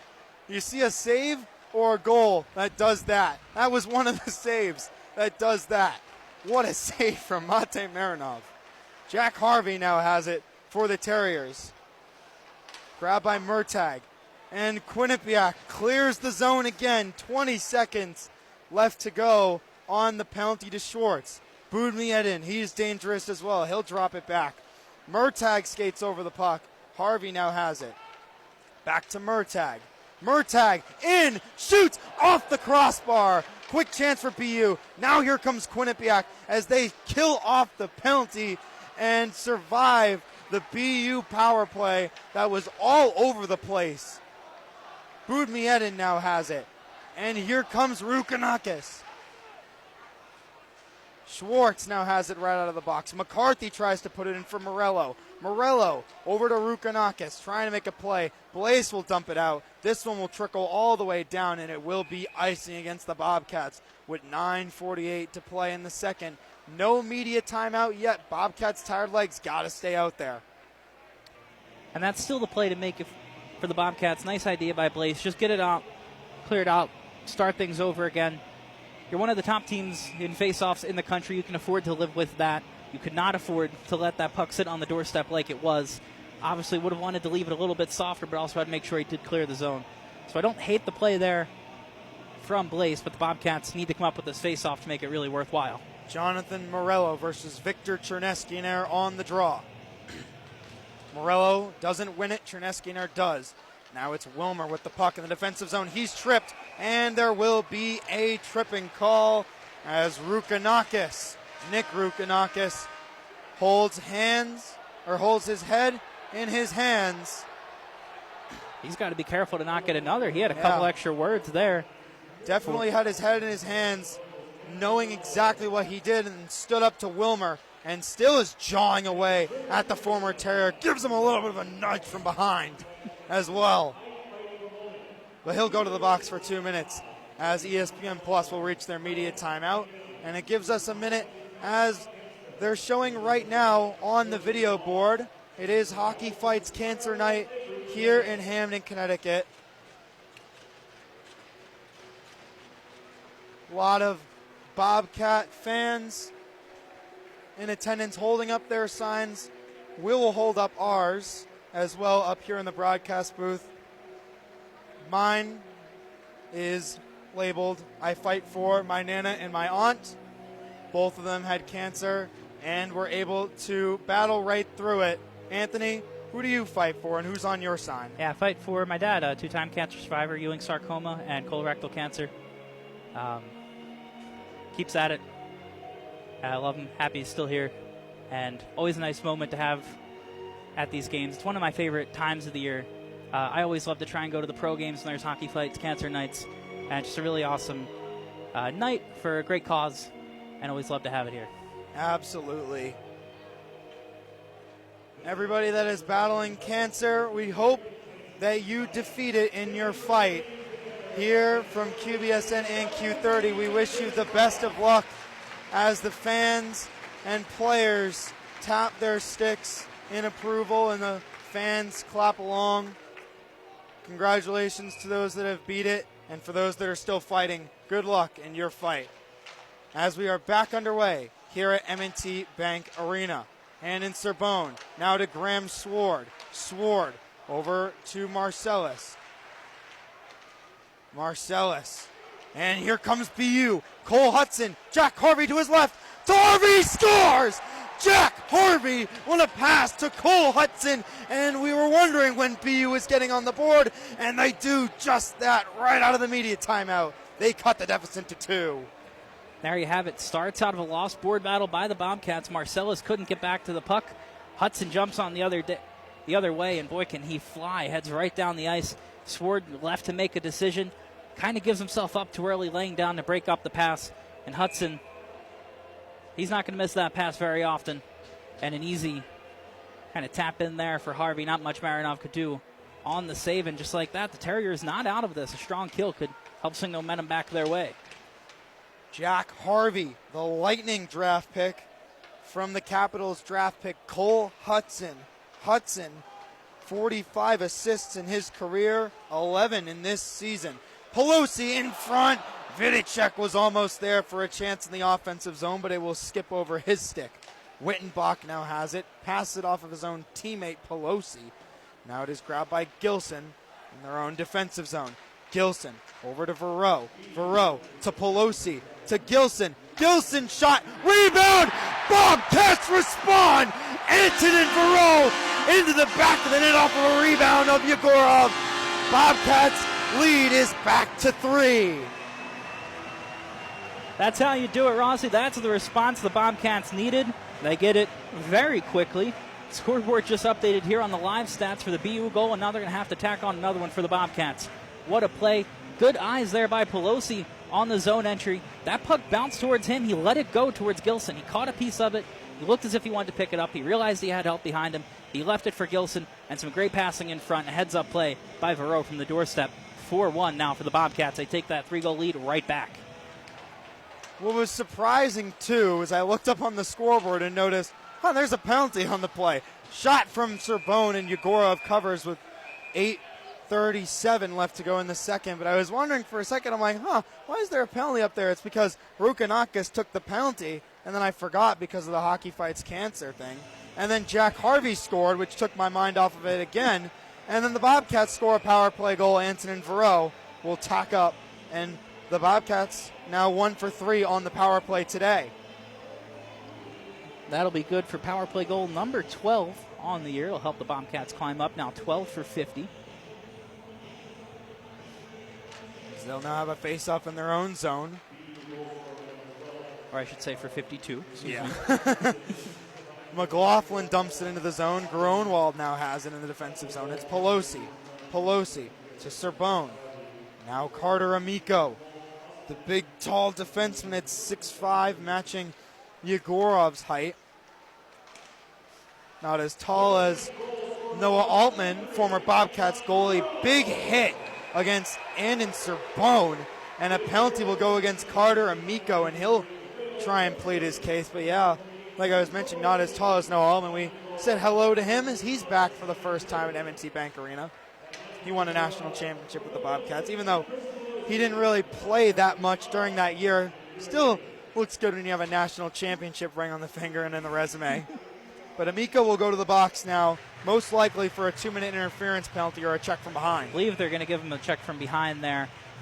And not, again, said this a couple times, not a penalty you can afford to take right now. And Amico, sometimes just too big for your own good, not realizing how much your size can affect people, just kind of gives the guy a little bump and trying to take him off the puck. Next thing you know, he's down on the ice and you're down a man. It will be hitting from behind as Vidicek gets thrown out of the faceoff, and now Pelosi will look to start the Bobcats power play off on the right foot. He does. He wins it to Verreau. Wyttenbach gets pressured. Here comes BU looking for another shorthanded goal. Svoboda was met by Verreau, and Verreau takes the puck away from him. It was a great hustle by Verreau to recover back on that play. It could have just as easily been a breakaway the other way for Svoboda. Cole Hudson battling against Vidicek. Vidicek to Wyttenbach, to Verreau, looking for two. He looked backdoor for Pelosi, but he doesn't get to his stick. Wyttenbach drop pass for Will Gilson. Gilson takes a shot. It's blocked. Wyttenbach in. He scores! Ethan Wyttenbach goes up top over Yegorov and then gets slammed down low from Will Gilson in celebration. It's 5-1 Bobcats. That could very well be the day for Yegorov. He just looked a little frazzled on that play. Bobcats are cycling very well. They had a couple chances. Yegorov loses his stick, doesn't have time to pick it up. He was looked like he was half in, half out, or whether or not he should go pick up his stick before the puck jumped right to Wyttenbach. Makes no mistake on that play. Kind of catches Yegorov cheating out towards his stick. Has that left arm down and puts it on that top right corner over his left arm. Now 5-1 for the Bobcats. It's just been a little too easy against Yegorov. Maybe that overrated chant from the Bobcats maybe shook him up a little bit.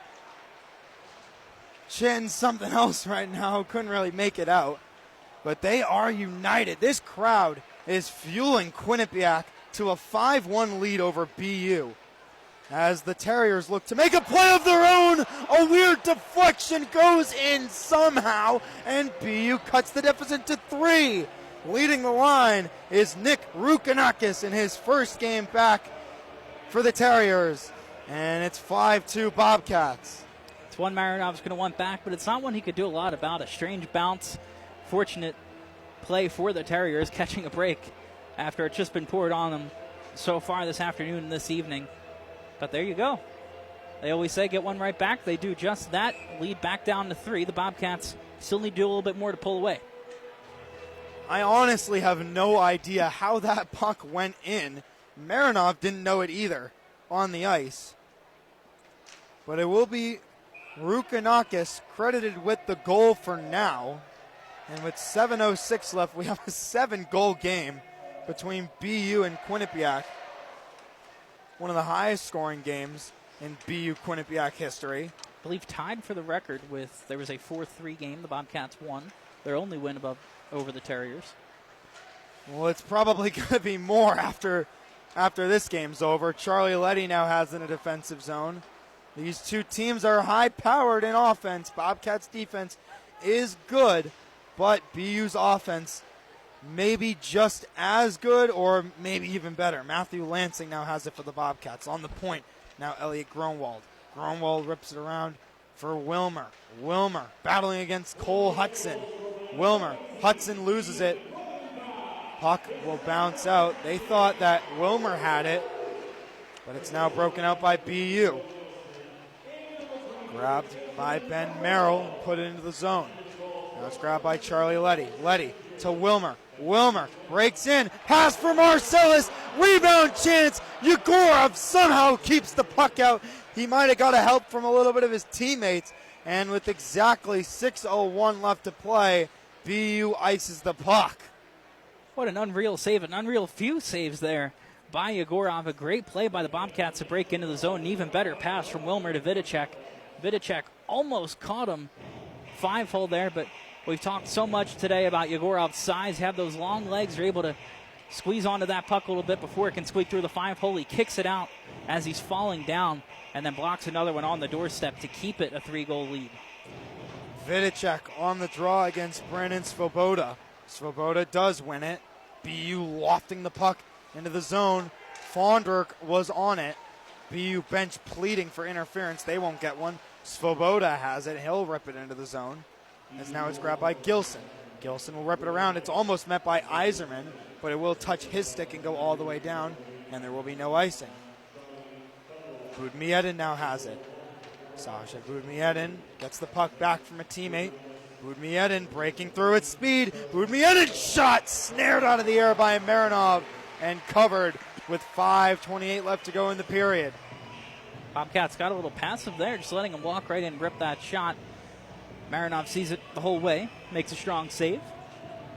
Closing out these final couple minutes of the second, you really have to think one more from the Bobcats could really put this out of reach, but if BU can get one more before the end of the period, they're looking pretty comfortable going into the third with only down 2, 5-3.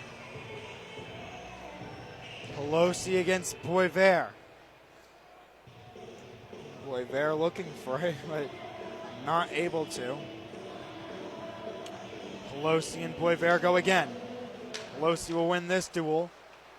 Letty tries to get it by Ritchie, not able to do so. Boisvert in front for McLaughlin. And the former Fighting Hawks almost link up for a goal. But a good play from the Bobcats defense. Now it's working in transition. Cerbone. Try to get it by, can't do so. Cerbone now has it. Pelosi in front, got it. And Yegorov makes a save from a Letty shot that just was about to go wide. Here come the Terriers though. Boisvert looking for Ritchie, can't get it by. Boisvert on it, but rimmed around the wall of the Bobcats. Borgula looking to grab, gets by Voss. And in front, oh, quick chance from Cerbone to Borgula, but it just skips over Borgula's stick and just high of Yegorov's crease and net. Now it's grabbed from Tivy in his own zone as BU goes full-scale change. Deflected into the zone is the puck and lofted way high. Oh, wow, big hit. Jeremy Wilmer just knocked Vossi into next week. That's a hit that will fire up the crowd. Malta Vossi. Almost, or Voss, excuse me. The big hit. 5'10" guy lining up against a 6'3" guy and just squaring him up in the chest. It's a good hit. Now it's grabbed by Tivy. He'll rip it along. Wyttenbach will grab. He'll leave it off. Lansing was going to come, but he doesn't do so. Now it's Harvey. Harvey to Amico. Amico, the big body, trying to get through. He passes it back to Hudson. Hudson dances, shoots, goes high. Murtag's there. Marinov makes the stop. In the crease it goes. Marinov's without a stick. Amico, shot comes in from Morello, but it goes out in the neutral zone. Marinov made a save or two there. Hudson almost lulled him to sleep too, but Murtag almost put it home, but it doesn't go.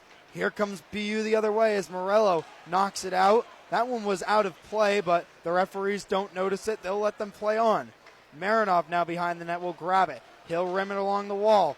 BU right there, though, as it's grabbed by Ben Merrill.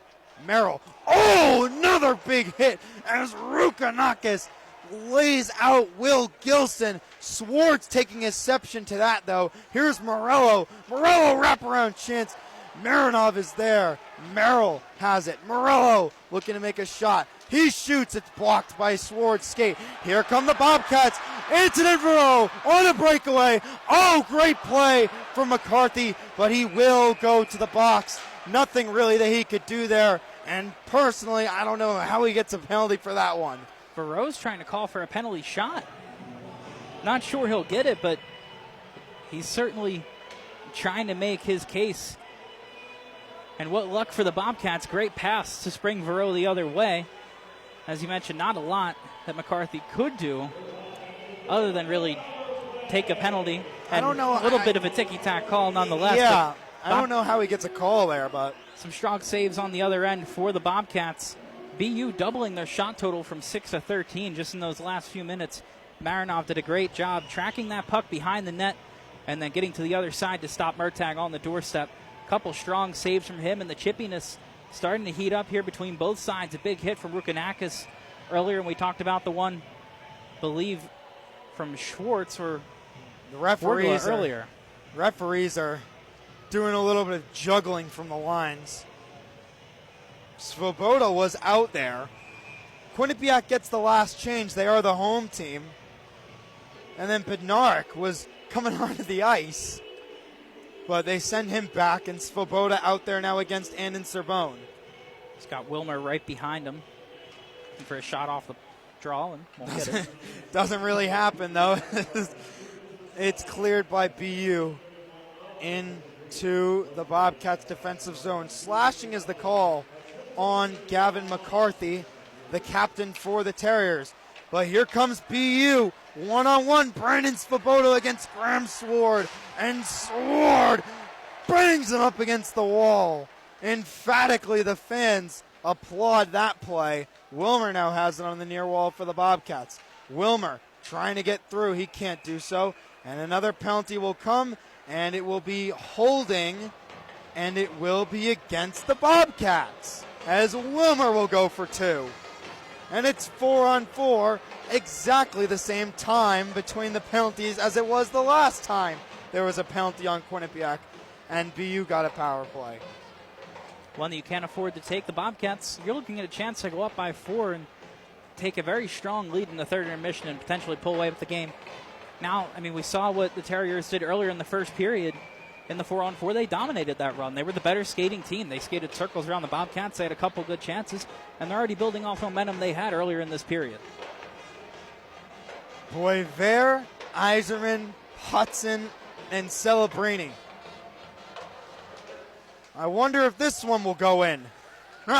With that lineup out there, you'd think. But the Bobcats have held up very strong against this BU mighty offense, as they will win the draw. Quinnipiac will, and they'll work in the offensive zone. Blaise on the puck, passes it for Chernesky and Air. Blaise on the puck now, battling with Boisvert. About another minute of 4-on-4 time. Boisvert trying to get it loose. Celebrini does. Hudson with Iserman. Hudson on the far wall. Hudson looking for Iserman. Finds him backdoor for a second, but Sword is there, getting the stick on it, and Marinov makes the save. Or less the save, but more he covers up the puck. Another great play by Sword. We haven't talked about him nearly enough today. He's been very strong defensively, done a great job so far at playing the body, just keeping his eyes on who he's defending, squaring them up, and he's done some great plays, just bump guys off the puck. Here makes a nice play with the stick. Pelosi on the draw. No goal from that 4 of BU, but they might get one here as Bubniedin puts it into the zone. Bobcats looking to do the same, though, before time expires on the 4-on-4. On it is Sword. Sword, drop pass. Pelosi loses it. BU now gets the puck as it's grabbed by Brandon Svoboda. The Sharks draft pick goes to the Canucks draft pick of Sasha Budmiedin. Budmiedin and Svoboda barely tags onside as now it's Carter Amico, the Flyers draft pick. Charlie Uletti, the Devils draft pick, on the puck. Sword, the Predators prospect, to the Bruins prospect, Chris Pelosi. Pelosi now grabs it. Pelosi looking in front, maybe deflecting off of Amico's stick, but it doesn't happen. Here come the Terriers, though. They're on the power play now. Bednarik has it. Shot. Save made on Hudson was Marinov. Hudson still has it, though. Hudson looking to get around 2 Bobcat defenders, but he's unable to do so. Marcellus puts it into the BU zone, and 3 seconds remain, and now it will be 0. 6 seconds of power play time for BU once the third period gets underway. But 5-2 Bobcats at the end of 40 minutes. Mr. Salvato, your thoughts on the second frame of our game? Again, I cannot stress enough, the Bobcats averaging 20 shots a period right now against the Terriers, now at 40 after 2. The Bobcats are averaging more per period than BU has the entire game at 15. They've really just been pouring it on Yegorov. He's done what he could so far, but Quinnipiac just really exploiting any mistakes from BU. We've talked about how high potential this offense has, how great things can be. But so quickly it turns and the Bobcats take it the other way, and they've been capitalizing on these rush chances, on these backdoor passes. They've been able to pick their spot a couple times on Yegorev. They just seem to have the Terriers' number tonight. We'll take a break here up at M&T Bank Arena, but back down on Mount Carmel campus. The guys for Q30 will give their intermission report on the second period of play, and then we'll have the call for the third period. But for now, Bobcat Gameday will have to take our second commercial break of the game, or a couple commercial breaks. Our second commercial break from M&T Bank Arena to Mount Carmel campus. Bobcat Gameday will be right back along with the QBSN call. Stay with us when we come back. Owen, when you came into my life, it was a whirlwind. I just can't do it. We didn't know what the future would hold, but we knew you would always be a part of it. Adopting you was the best decision in our life. And I am so proud to call you my son.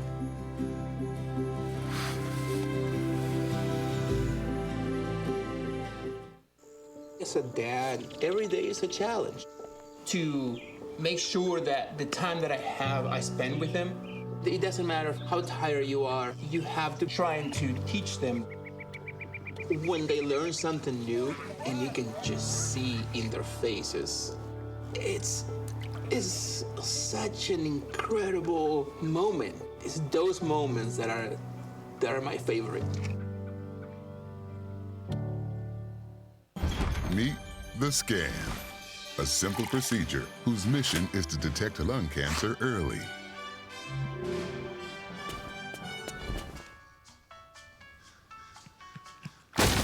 I'm here to save you. But I feel fine. That's great, but you may still be at high risk for lung cancer. Oh man, that's a new fence. If you smoke, early detection could save your life. Learn more at savedbythescan.org. Welcome back to Studio 125. I'm Matt Flaherty alongside Andrew Reynolds, Spencer Decker, and Eric Zank. Okay, game is now 5-2 Bobcats. Guys, initial thoughts on how the game has been played so far? Yeah, I'll start off. You know, at the end of the first period, it was 3-0. Now it's 5-2. It's the same deficit that it was. And BU just really lackluster in that start of that first period. Allowed Quinnipiac to get out there early.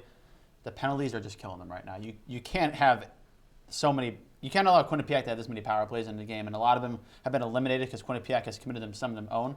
So it's made that 4-on-4 action. But right now, just has to be better from BU and the discipline side. Yeah, 5 penalties on BU so far in this game compared to Quinnipiac's 3. I mean, we just saw 4-on-4 hockey for the second time tonight. I mean, both teams taking penalties, but mostly Boston University. And if you look at it from this standpoint, right, it was, if you look at it, 2 goals for each teams in this period. It was an even period. However, Quinnipiac really did dominate. I mean, they're still dominating shots on goal. 42-16 in Quinnipiac's favor. That is incredible. Absurd. Yeah, and it makes you wonder really like how close this game could be right now if it weren't for all the penalties, because there was a time in that period where it almost felt like these teams were scoring at will. You know, I mean, 4 goals just in that period alone. And even though the deficit's 3, as you mentioned, the game has a feel as though it's closer than it actually is. And like, I'm excited for these last 20 minutes because I feel like it's still anyone. I mean, it's Quinnipiac's up by 3. They're in a good spot, but you know, the way that the game's been going so far, it's like I feel like anything can kind of happen still. Yeah, the issue is, I mean, both. I would say so. When you look at the stats for both the first period and second period, shots on goal. BU has 8 shots in each period. Quinnipiac 25 in the first, 17 this period. They're continually putting shots on goal. Again, Quinnipiac still looking really good, and obviously we've talked about it in the first intermission, talked about it at the beginning as well, is that Quinnipiac just needs to play a full 60 minutes, and that's something we necessarily haven't seen recently, but they have been doing it against ranked teams. So hopefully, if you're a Quinnipiac fan, you get to see it. Yeah. Well, guys, we could spend all day discussing this wild game, but we've got a highlight to run about the second period. Let's see it. The second period of action is over with now, and BU would strike first in this period thanks to Jack Harvey cutting the Bobcats lead to only 2. Well, we start off with this first goal. Great pass from Chris Pelosi. Great shot on goal there to get the Bobcats up 1-0. And another play there. I mean, you look at the Bobcats, they're continuously putting shots on goal. I mean, that pass from the point over to Victor Chernesky, I mean, it was one movement. Passing it, Victor just adds another, just a shot on it, and a great play there. And the Bobcats, you look at it right now, 3-0. And the puck's going to go behind the net and right out front, goes to the top of the point where Nate Tivy, he's going to get his first career goal. And that's really how the first period ends for the Bobcats. They've been pummeling Yegorov right now. That's really the problem right now. Defensively, too many shots on net. Starting into the second period, BU would strike first thanks to Jack Harvey, cutting the Bobcats' lead to 2. Great 2-on-1 advantage, and Marinot just can't do anything right there. Beautiful cross-crease pass. And that's really how you respond again after that first period, able to get first goal on the board, but obviously Quinnipiac can get back right here. Only a few minutes later, Quinnipiac responds thanks to Antonin Verreau, putting the Bobcats up 4-1. And in that situation, maybe Gilson's trying to get that puck in the net, but he shoots for the rebound there, and beautiful chance. Soon after, Ethan Wyttenbach, incredible first year, puts it in the back of the net, putting the Bobcats up 5-1. I mean, you notice right there, the goalie doesn't have, Yegorov does not have a stick, right? So he's able to put it back, and then obviously BU scores right here to make it 5-2 at the end of the end of the second period. And you look right there, Marinot's super frustrated. That's a shot from the point, not a lot of velocity in it. Finds the back of the net. That's huge right now because if that's the case, Quinnipiac's up by 4 goals.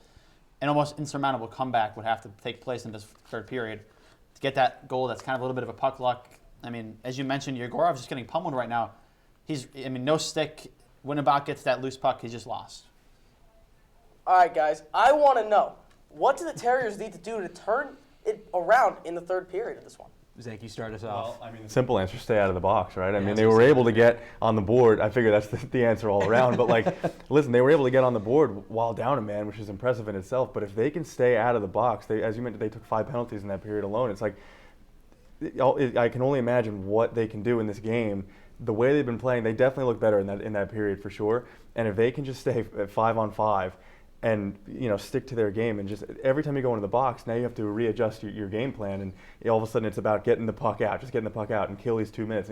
If they can stay 5-on-5 and start attacking, they're not necessarily out of this game. Yeah, I mean, we talked about it earlier, right? The BU, their offense has come out. I mean, their defense was really rough in the first period, was still rough. In fact, they actually had a worse period despite having more shots or more goals this period. They had 4 penalties in comparison to Quinnipiac's 2. They only won 5 faceoffs. Quinnipiac won 15 in that period, right? Really rough second period for BU. Arguably had a worse period despite the 2 goals. Yeah, I mean, but the most important part is they found a way to somehow keep that period even, similar to their first score. So ultimately, it probably was their worst period, but somehow they found a way to get those 2 goals in the net. That second goal really shouldn't have gone in. So they get that lucky chance ultimately. Got to find a way to clean it up. I think it's a variety of things. Those penalties are obviously a key factor. But how do you limit Quinnipiac's shots right now? I mean, there are 3 shots after season high total in a game against Holy Cross, which is a subpar hockey team, and they're playing against BU. I mean, 42 shots after 2 periods it's ridiculous. I mean, BU needs to somehow find a way to limit their shots, even if it's just a lackluster shot from the point they're trying to get deflected, or it's a prime chance like Wyttenbach had for that 5th goal. It's a matter of multiple things, but the shots right now, I think, is the most important thing. And as you mentioned, that was probably a worse period for BU, but what good teams do is even through playing poorly, they still find ways to stay in the game. And as you mentioned, the deficit remains the same. Yeah. Well, guys, it's time for another break here on Desk. But after this quick break, we will have some more second period discussion, and then the third period will be underway. Don't go anywhere. Have you ever helped a fellow veteran? Yes. I do my best reaching out to my brothers and sisters in arms. Have you ever asked for help yourself? Most of us, we're not gonna admit that we need to help. You don't have someone to kind of help you guide those thoughts. It can be really bad. It's just a beautiful space when someone can trust you and say, listen, I need help.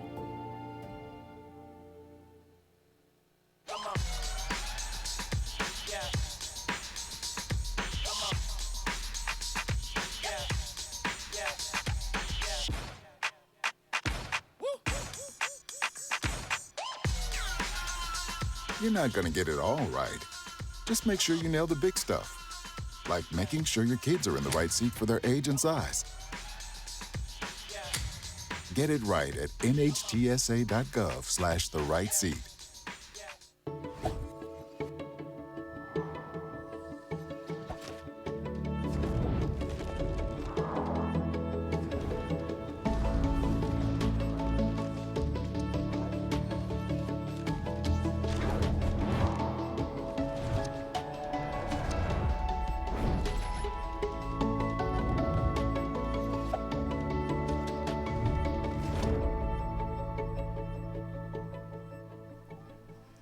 Welcome back to Bobcat Game Day. Both goalies have made plenty of great saves. How important have the goaltenders been in this one, guys? Yes and no. I mean, Yegorov has really struggled in the net, and Matej Marinov, he gave up a really just a fundamental save that should have went in that second goal for BU. The goaltenders have been, I would say, have played a massive part, but really only on the BU side, because Quinnipiac on their defensive side has been able to really clean up and prevent too many pucks from going on. Obviously, significantly more shots on goal for Quinnipiac versus BU. Yeah, and the second one, Marinov goes grabs water, and the next thing you know, the puck's in the net. So he's just not paying attention there. I feel like Yegorov, you really can't point to goals where Quinnipiac scoring like, man, Yegorov's got to make that save. I think it's just been the offensive quality right now. Yegorov has faced so many shots. He's really been able to save a lot of them. And I mean, 42 shots, that's a lot of stamina for a goalie. A lot of people don't realize how much the stamina for the goalies they have to intake through all these shots. And I mean, that is a way above average total in shots right now for them to be able to do that. So I think Yegorov actually played really well in net, and he was giving up 5 goals. But a lot of it has been Quinnipiac's offensive quality. And Marinov, he's only faced 16 shots, and he's let in 2. So, I mean, from the save percentage perspective, Yegorov is a better one. I actually think he's been really good so far. It's just been that Quinnipiac's offense has been stagnant. Yeah. You mentioned stamina. Who wants to remind him he still got 20 minutes to play, too, Yeah. and he's already faced 42 shots. Yeah, it's hard to really put it all on the goaltenders, I think, more so on Yegorov, just because, as you mentioned, the workload has been so intense. 42 shots he's already had to face, and he's still got another period to go. So I think, like you said, yes and no. It can go either way. You can look at him, and it's easy to think, oh, wow, he gave up 5 goals. But when you look at how many he's actually faced, it's not an easy task. And we've seen it this season where Boston's given up 8 goals a couple of times. So it's not something new to us right now. Boston defense, they've done it before. So I'm not too concerned, but Quinnipiac, offense perspective, obviously super, super, super good right now. Yeah, and I think not only the goaltenders playing a major part in this game, but it's also special teams as well. Quinnipiac's 2 for 5 on the power play right now. 2 power play goals. BU has had 3. 0 for 3 on the power play. So special teams are important. Goaltending is important, and a big third period is underway. And Quinnipiac, they need to hold on here. And something in the past has been BU's power play so strong, but this season it's not really been the case. They're kind of in that similar realm of Quinnipiac when you look at the stats. And right now the Bobcats probably arguably have a better power play than BU, and that's probably been the big story right now. Yeah, absolutely, guys. Well, second intermission is just about over, so let's send it back over to M&T Bank Arena to hear from both of the Anthonys again, as they will have the call for the final frame of the game. Take it away, boys.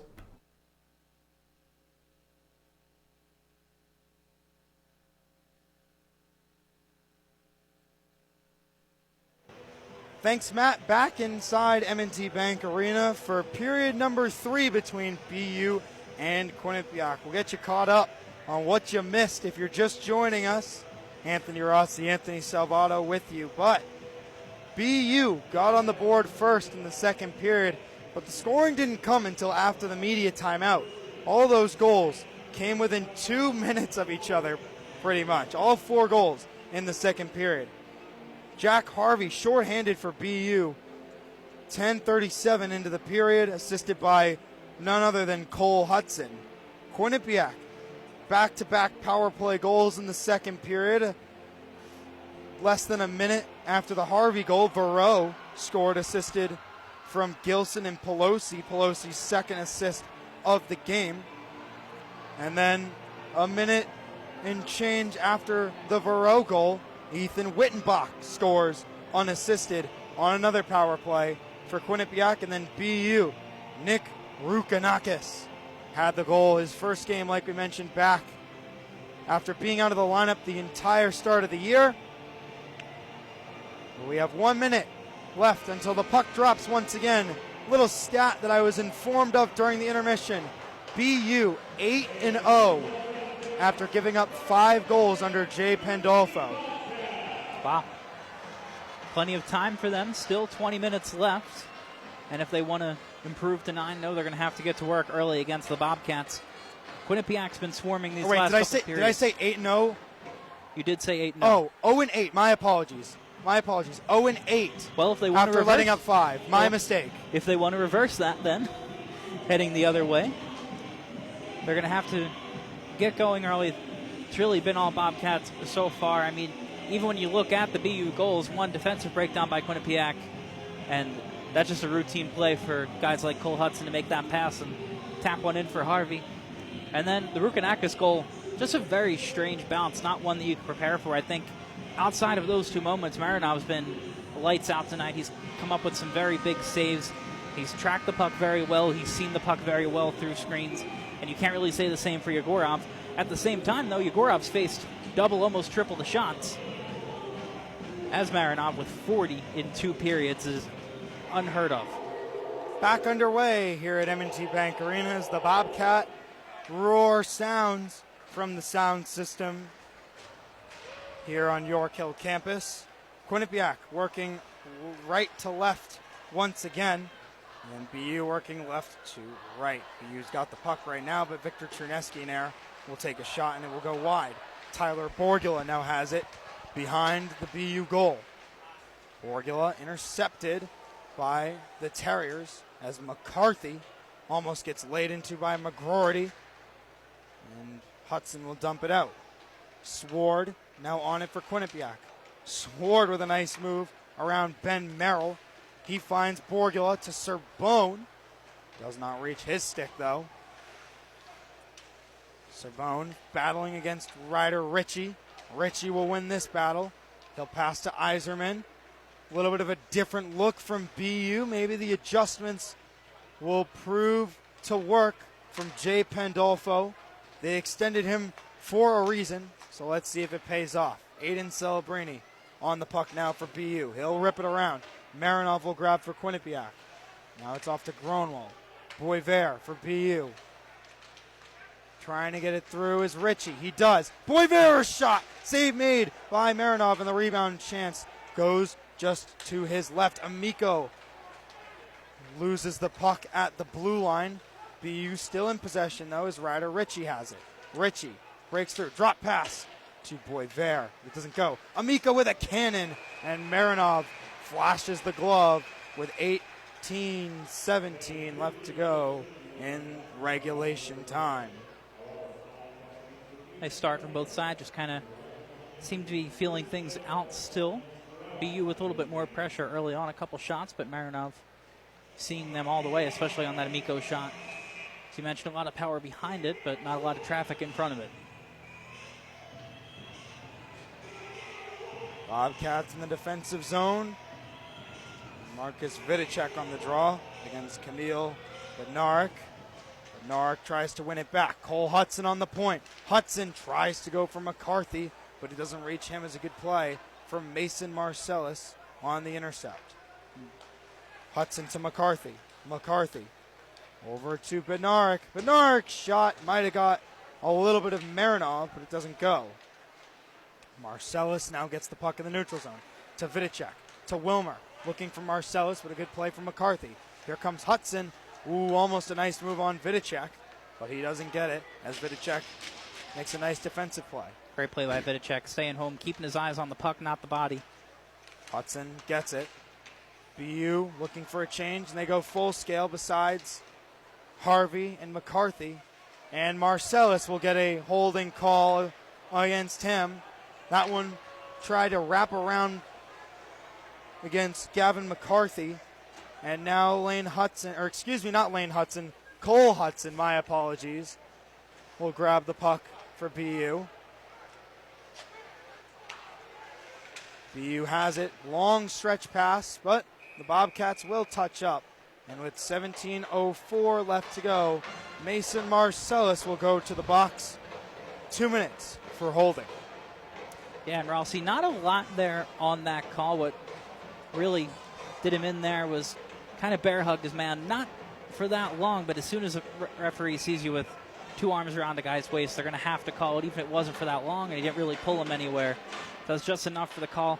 Seems like a bit of a make-up call. The Bobcats kind of got a free one with Barreau on that trip earlier that wasn't necessarily a trip.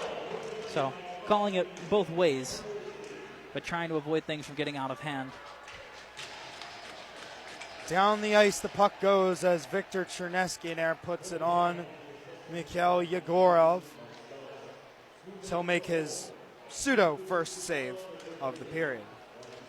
Hudson now on it in the offensive zone.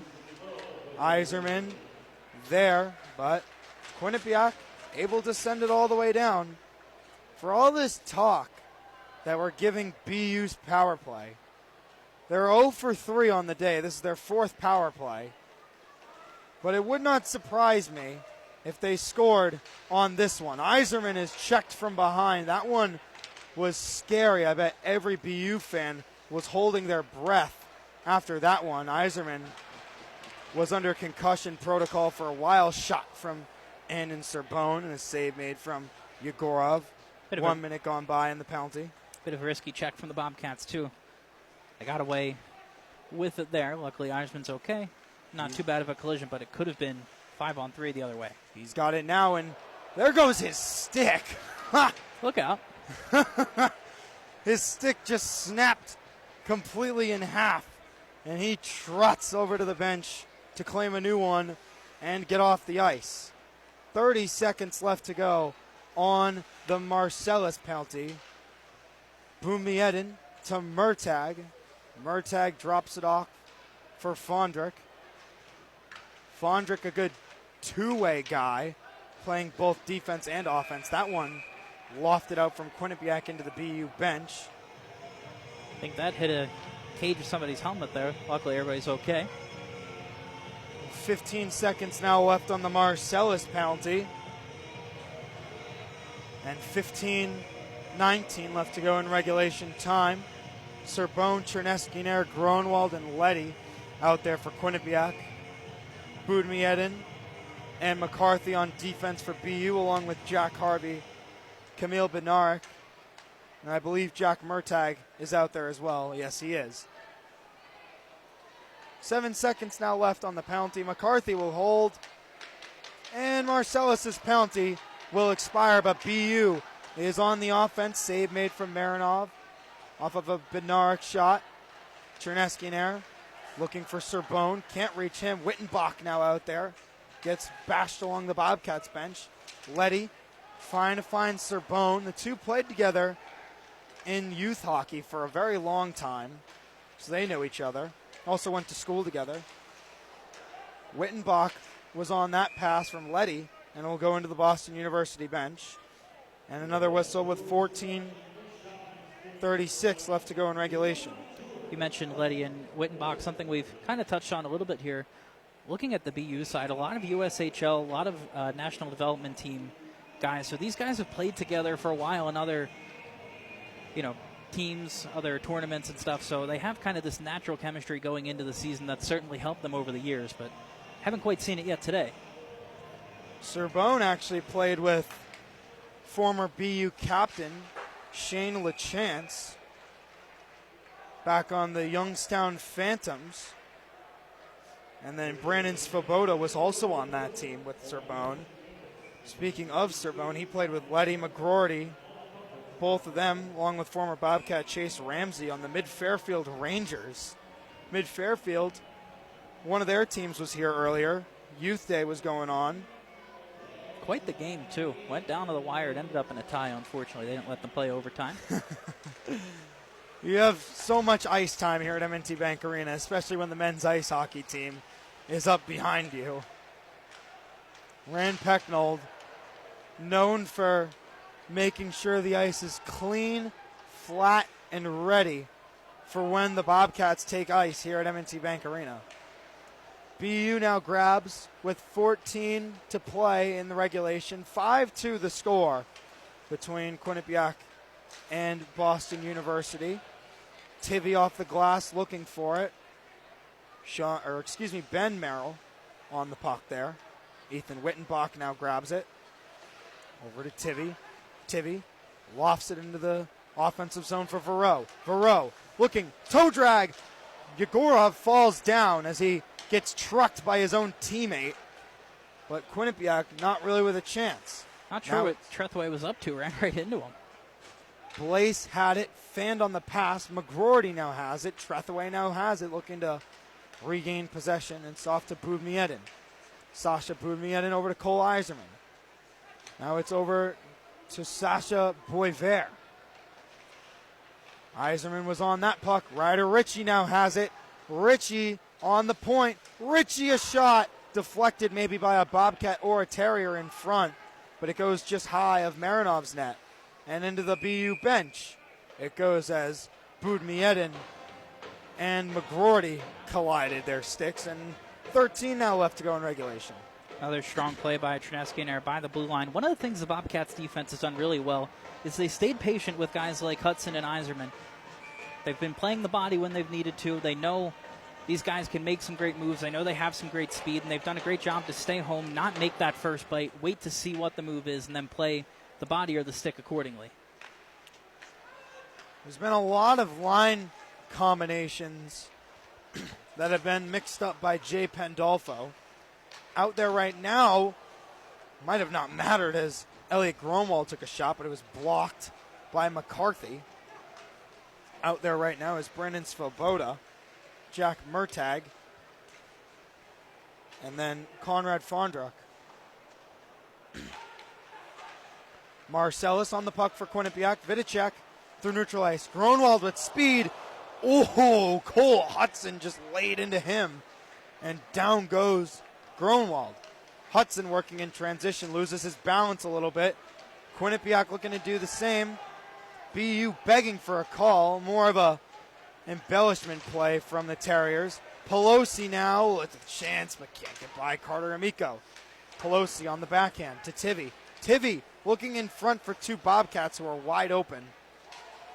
Cross check from behind is Schwartz. No call as he kind of just fell down. Murtagh with a pass looking for Jack Harvey. Doesn't go. Amico on the wall. Ooh, big block from Will Gilson laying out the body, and then Marinov covers up with 11:35 left to go in regulation. A big block from Will Gilson. Good heads-up play to get down on the ice, break up that pass. Right, Amico all the way. Makes the right play. Another good idea there by Marinov to hold on to the puck. So often he loves to play the puck. Sometimes he gets a little too ambitious. I think it's kind of picking up this year where he's really starting to find the balance of when to pass that out, when to just hold on to it, get some fresh legs out on the ice. Now the Bobcats have been done so well in face-offs today, it's almost worth it to run that risk. Pelosi tries to win the draw. He can't. Gavin McCarthy will rim it along the near wall. Cipollone will grab for Quinnipiac, but it's intercepted by BU. Owen McLaughlin with the puck. McLaughlin looking for Hudson. Can't find him. Now McLaughlin in the neutral zone. Back to Hudson now. Hudson looking to make some magic. Over to McLaughlin, who kicks it to his stick, but it goes a little bit too far, as now it's grabbed by Quinnipiac. Pelosi looking for Cerbone. Doesn't reach him. McCarthy now has it to McLaughlin. McLaughlin breaking in. Drop pass for Jonathan Morello. Doesn't reach him. McCarthy a shot. Big block from Pelosi. Bobcats bench gets up and bangs their sticks on the wall in approval. Pelosi, not a guy you normally see that will block shots, but he does so there. Cerbone now sends it out, and Hudson will corral it, and it will be a high stick on Cole Hudson. And now jawing away are Nick Rukanakis and Chris Pelosi, but the referees get between them before anything extracurricular else happens. A bit of a late whistle there on the high stick. Not even sure why Hudson played it like that. It was just him back there. He could have easily let the puck bounce and play it from there. Instead, it's a whistle, and now opens up an offensive zone draw for the Bobcats. So a rare mistake, I would say, by Cole Hudson, giving the Bobcats an opportunity here. Lansing on the draw versus Morello. Lansing wins it back to Wyttenbach. Wyttenbach goes D to Gilson. Big block from Rukanakis. Laying out the body, and it goes out of play. Bobcats trying to work another shot from the point. It's how they've gotten a couple goals today. What this defensive unit's done so well for Quinnipiac is they're not trying to fire a shot home from the point. They're not slamming these pucks. They're just kind of fluttering them. They're hard enough to get in through traffic into the net, but not enough that Yegorov can really time it. Lansing and Morello kind of tie up. Bobcats get possession as Gilson rims it around for Tivy. Tivy rims it back around. Grabbed by Gilson. Gilson a shot way wide of the net as Wyttenbach will grab. His shot deflected off of a Terrier. Tivy in front looking for Wyttenbach, but it doesn't reach him. Rukanakis has it now. Verreau kind of just gets dragged by him. Verreau tried to lay a hit, went a little bit too low, and then got dragged through neutral ice. In front, a chance for BU. Doesn't go, though. Terriers keep it in. Celebrini on the point. A shot blockered away easily by Marinov. Grabbed by Quinnipiac now. Cleared into the zone. Wyttenbach tries to put Budmiedin on his belly, but he's unable to do so as Wyttenbach goes off for a change. Grab now by BU. A save made from Marinov as Boisvert was there. Had a shot. Marinov makes a good save, though. Here comes Cole Hudson, though. Hudson one-on-one. Hudson shoots. It goes just wide. Here comes the former Terrier now. Wilmer drops it off for Vidicek. Wilmer, Vidicek. Oh, rung right off of the iron. Marcellus in the slot. He shoots. Pad save Yegorov. Rebound. They score. Marcus Vidicek. Second goal of the day for him, and it's 6-2 Bobcats. You could sense one was coming pretty soon for the Bobcats. Just way too many good passing sequences for them not to get rewarded with a goal there. Couple great plays off of the entry from Wilmer. Kind of catches the Terriers sleeping. Snuck along in front of the Bobcats bench by that blue line. Great play, great drop pass to set it up. And then just some great passing all around in front. Vidicek wide open on the doorstep and an easy tap in. It looks like they're trying to have a word for this for offsides, though, I believe. Yeah, Cole Hudson immediately goes over to the referee. Also, apologies, Vidicek's first goal of the day. Varro had the other one.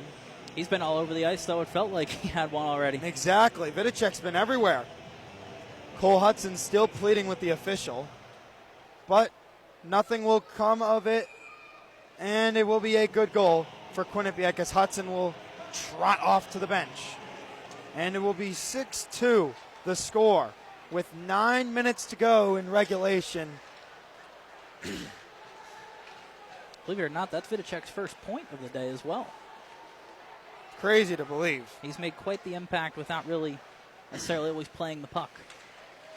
Amico with a shot deflected by the Bobcats, and it goes just wide of Marinov's cage.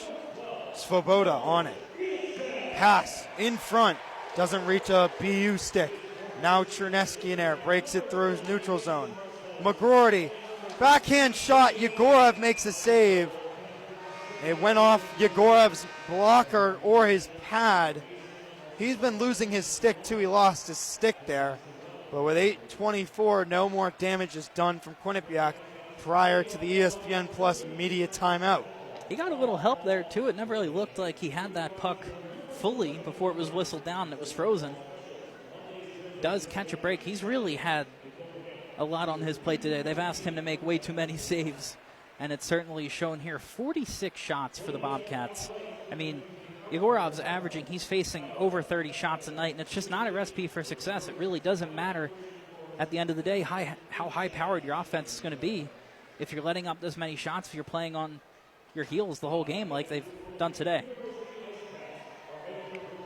Wouldn't really say it's fully Yegorov's fault either, because he's made. No, I didn't say that you did. I'm more saying, like, most of the blame when you look at it goes, six goals against from Yegorov. Boy, he must have had a bad night, but really it's just Quinnipiac's offense, right place, right time, and the defense just aren't there from BU to help him out. And really you have to look at the defensive unit for the Bobcats. They've had an unbelievable day today. Obviously on the defensive side, holding this very talented roster to 2 goals, but also just on offense, the way they've been able to step up and cycle the net and take these kind of point shots. BU has been giving a lot of space for these defensemen at the point, and the Bobcats have taken it all day, and they've really made them pay for it. Lansing on the draw against Kamil Bednarik. 2 Islanders draft picks from BU. The other one, Iserman, not on the ice right now. Quinnipiac will have possession, but it's Amico who will intercept for the Terriers. Trethaway passes. Now it's grabbed by Bednarik. Bednarik puts it in. Gronwald on it. Quinnipiac now working in transition. Lansing trying to make a play on it. Can't really do so. Lansing's been a little quiet in this game for the Bobcats. He's got it now, though. Looking to make a play for Wyttenbach. Nothing doing there. Gronwall lets it go. Bobcats tag up, and they change 4 out of the 5 as Lansing goes to the bench, slams his stick down. Definitely a frustrating day for him, but not a frustrating day for the team. Letty now on it for Quinnipiac. Chips it to Marcellus. Marcellus puts it out. Celebrini will grab. Now it's grabbed by Ben Merrill. Merrill brings it in for Morello. Morello with space shoots, but it goes just wide of Marinov. Budmietin sends a little trickler on, and Rukanakis picks up the trash, puts it on goal, but Marinov does not let it in. Stick breaks on the play, and Morello's thrown down. Letty's also tossed to the ice, but Quinnipiac will be the ones with the penalty. I believe it's saying tripping. I believe it's going to be for the takedown on Morello. He hit his head pretty hard heading down on the ice, and he just got upended by a Bobcat there. They're going to call tripping on Tivy. Tripping against Tivy. And now the BU power play looks to capitalize for their first time today. 0 for 4 on the day so far. They've had plenty of opportunity. They've had a couple of good chances. Marinov's done a great job. This penalty kill unit for the Bobcats has been lights out today as well. And just one quick thing to mention, the 6th goal from the Bobcats makes this officially the highest scoring game between the two sides with 8 goals.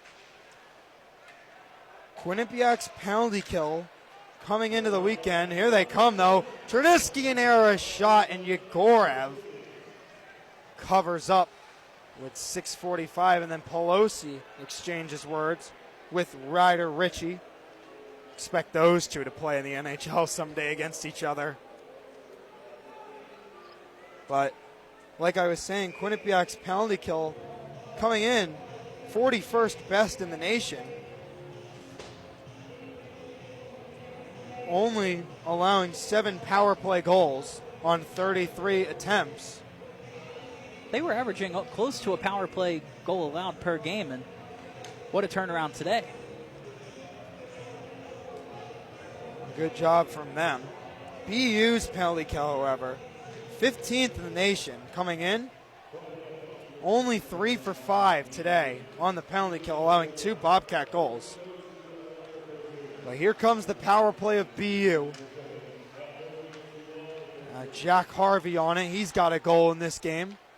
Up top for Budmietin. Over to Fonderk. And it gets chipped out by Marcellus, and he'll go, and he'll give a little bit of a whack to Fondrick before he gets off. Fondrick's glove pops off too. A little bit of a rivalry between these two blue blood programs. Not even sure Fondrick hit Marcellus. I think somebody took a chop at him, and he just hit the first person he saw. Well, now the power play unit for BU will look to go again. McCarthy drops it off for Cole Hudson. Hudson looking to go 1-on-5, but drops it off for Rokanakis. Letty loses his stick, but he retrieves it. Now it's grabbed by Morello. Morello to McCarthy. McCarthy on the point. Rims it around for Merrill. Merrill pressured by Sword. It's grabbed by McCarthy in the neutral zone. McCarthy looking for Hudson. He finds him. Hudson now through neutral ice. Hudson holds to Rukanakis, back to Hudson. Hudson puts it in deep for Merrill. 16 seconds left on the Bobcats penalty. They have it now, and they will clear once again with 10 seconds left. Interesting look to see on this power play. No Yzerman Terriers, either. Yeah, they split up Yzerman and Hudson. You think at a time, final 5 minutes down 4, you need a goal. You'd put your 2 best players out there. Another freedom chant from the Bobcats. And something else. Looks like an icing here. Went off the official at first. He was I don't think slow so. to call it. They're going to drop the puck at center ice. A little bit of a stoppage in play with 4:52 left to go in the third. If you're just joining us, boy, you've missed a lot. You might want to go back in the broadcast to go see what happened, but it's 6-2 Quinnipiac here on Bobcat Game Day, partnership of Q30 and QBSN. Had the pleasure of calling last year's men's ice hockey Bobcat Game Day event against UNH. Quinnipiac pulled that one out as well. Looking to pull out a win today against Boston University. Murtagh on it. Drop pass for Fondrick. A shot. Goes just wide. Celebrini now on it. Quinnipiac on the near wall looking to make some moves. Wilmer has it. Wilmer circles around the blue line. Looking for Gilson. Doesn't go through. Svoboda. Iserman just backhands the puck out of play with exactly 4 minutes left to go in regulation. And we'll have another stoppage. And the faceoff will go in the BU defensive zone. Another mistake from one of the Coles that you don't normally see. Yeah, another just kind of mental error there. Looked to throw it off the bench. Was making the right play, or throwing it off the boards right in front of the bench to try and clear it out to neutral ice and not ice it. And instead, another offensive zone draw for the Bobcats. Lansing tries to win it. A little bit of a tie-up. Amico will grab for BU. Ryder Ritchie looking for Iserman. He had some speed too. Here comes Svoboda though, or excuse me, Boisvert. It doesn't get through. Borgula, far wall, chips it in. Amico now has it. Amico pressured by Verreau. Verreau, Lansing, almost said Wyttenbach. Have seen him everywhere in this game for Quinnipiac, but Lansing gets stopped on the doorstep from Yegorov. Just can't quite break through yet. He had 5 shots entering this period, has even more now. Got a couple more to start the period. He's been all over the puck. He's had looks. He just has not been able to find the back of the net quite yet today.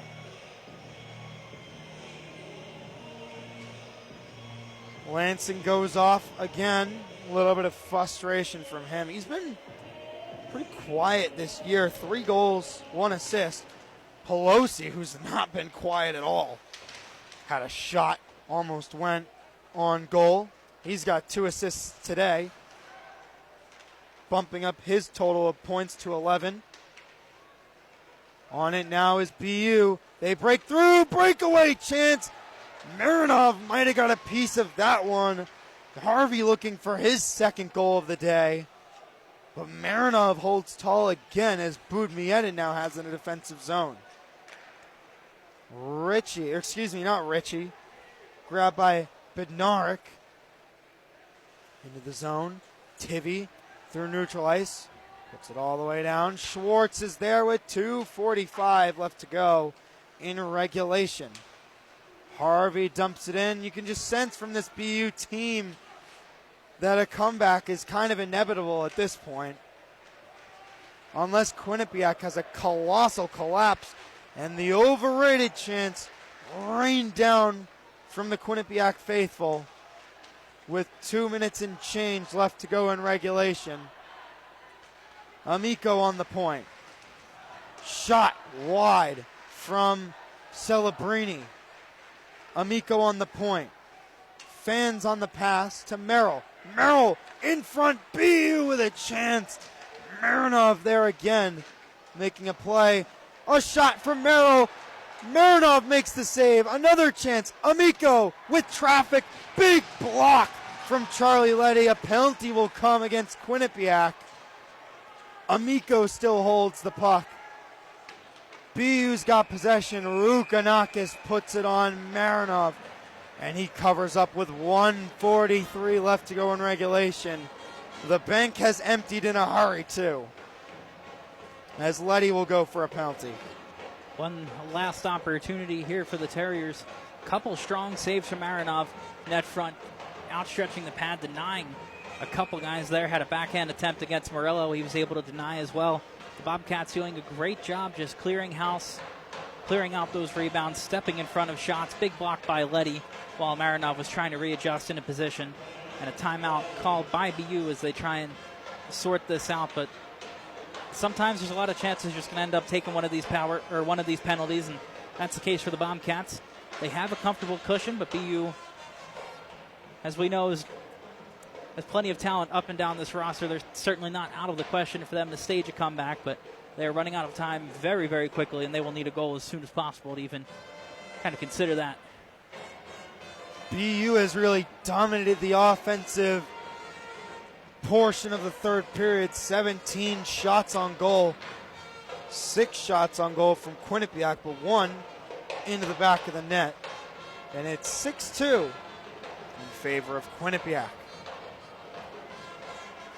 After this call on QBSN, we'll send it down to the studio back on main campus as they'll have the post-game show. But we'll not send it just yet as we have 1 minute and 43 seconds left to go in regulation. Penalty taken from Charlie Letty.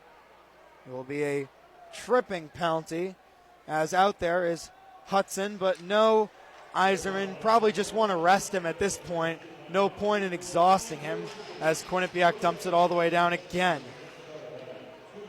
Yeah, Iserman watching from the bench right now. Wonder if he's just trying to split up units here, but you'd have to think you're out of time. You'd have to put your best players out there, try and get a goal, and it looks like BU is kind of accepting fate here. Down 4, approaching the final minute. Grab now by Gavin McCarthy. 1 minute and change. And it's Morello on the puck. Start the buses chant coming from the Quinnipiac faithful. Not too loud, though, as Marcellus will dump it all the way down. And we have a minute left to play in the game. Hudson now has it. Iserman out there now as the two reconnect on the power play. Hudson passes to McLaughlin. But Quinnipiac sends it all the way down, and now a louder start the buses chant from the student section. Hudson off the wall with a lot of speed, trying to get around. Pelosi can't do so. Hudson still has it in front for Boisvert.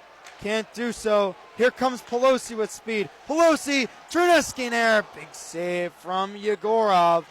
And Iserman with a 2-on-1 with McLaughlin, looking for a consolation goal. McLaughlin shoots. Mironov the save, maybe blocked by Gronewald. But time will expire and the Quinnipiac faithful erupt as number 13 Boston University goes down to the hands of number 10 Quinnipiac. Big game for the Bobcats. This is one you look back towards in March and April when they're picking the seeding for some of these regional tournaments. The Bobcats have made it the last couple of years. So have BU.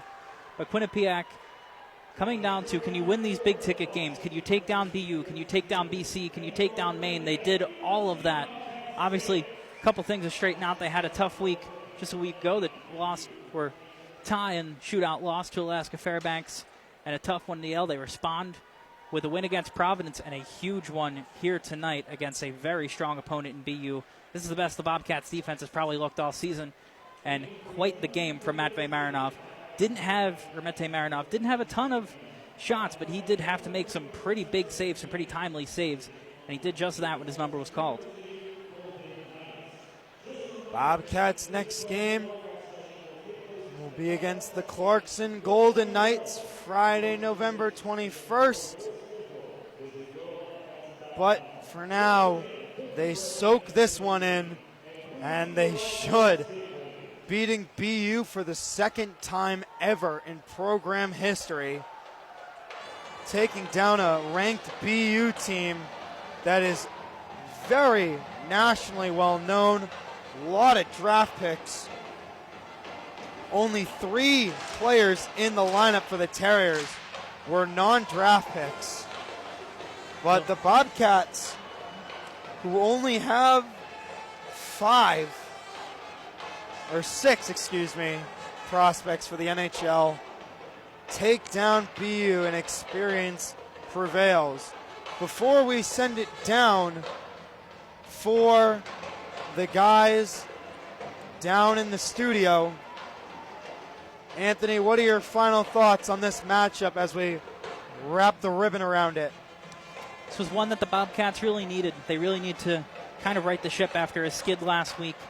They came out swinging. The tenacity was there. The forecheck was some of the best it's looked all year. Very strong, very in your face. They took two of the best players in the nation and they shut them down, held them scoreless.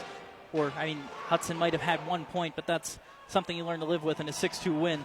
So the Bobcats executed to near perfection. They did everything they set out to do today and more. 6-2. What a win on home ice. And it really gets that home crowd back into these games after a couple rough performances the week before. Well, that will do it here for our broadcast presented by Q30 and QBSN. We will say so long from M&T Bank Arena, but we'll send it down to the studio very shortly. But the final score here in Hamden, Boston University 2 and Quinnipiac 6. This has been a presentation of NCAA men's ice hockey presented by the Quinnipiac Bobcats Sports Network and Q30 Television. For Anthony Salvato, I'm Anthony Rossi saying so long from M&T Bank Arena. And if you're tuning in on the QBSN, have a great rest of your Saturday evening. But make sure you tune into the postgame show at q30tv.com/watch. And we'll send it down to them right now. Guys, take it away. You know you don't have to wear your PT gear anymore, right? It's comfortable. So how's civilian life treating you? It's fine. When I got out, I didn't want to admit that there was anything wrong because I felt like a failure.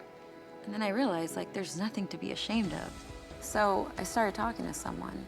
Maybe you are fine, but if you're not, it's okay. Thank you. If you or a veteran you know needs support, don't wait. Reach out. Find resources at va.gov/reach.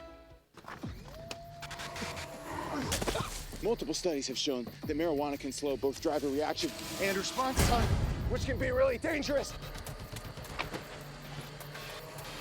He's here. He's here. Wait. What? I can't drive. Why? My. Oh.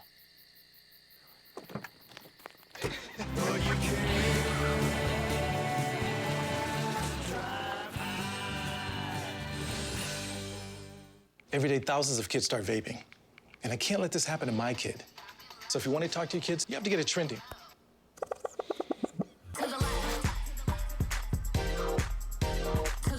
No, you're doing it wrong.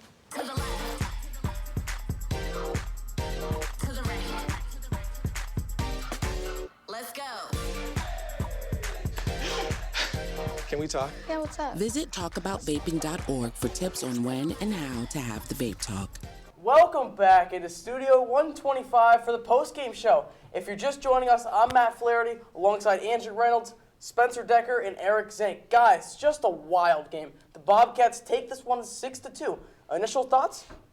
A really great rebound for Quinnipiac after a really rough last week. Alaska should have destroyed Alaska probably in that game. They dominated the majority of the game, ended up coming out with a tie and a shootout loss. And then the game against Yale led at the beginning. Yale ended up coming back and upsetting them. And then the Brown game up again early, lost it again, and Quinnipiac was able to hold on with a big lead against their ranked team. So that's my initial thoughts. What a great game, really great rebound. Yeah, when Rand had that press conference after the Alaska game, he said, quote, "There's not many games where I'm embarrassed as a head coach, but this was one of them." That was, as you mentioned, they probably should have blew out that team, and they found a way to somehow, Alaska came in there tied. This is a huge win for Quinnipiac. There's no way to really understate this. 6-2 victory. BU, as we mentioned, 18 NHL draft picks.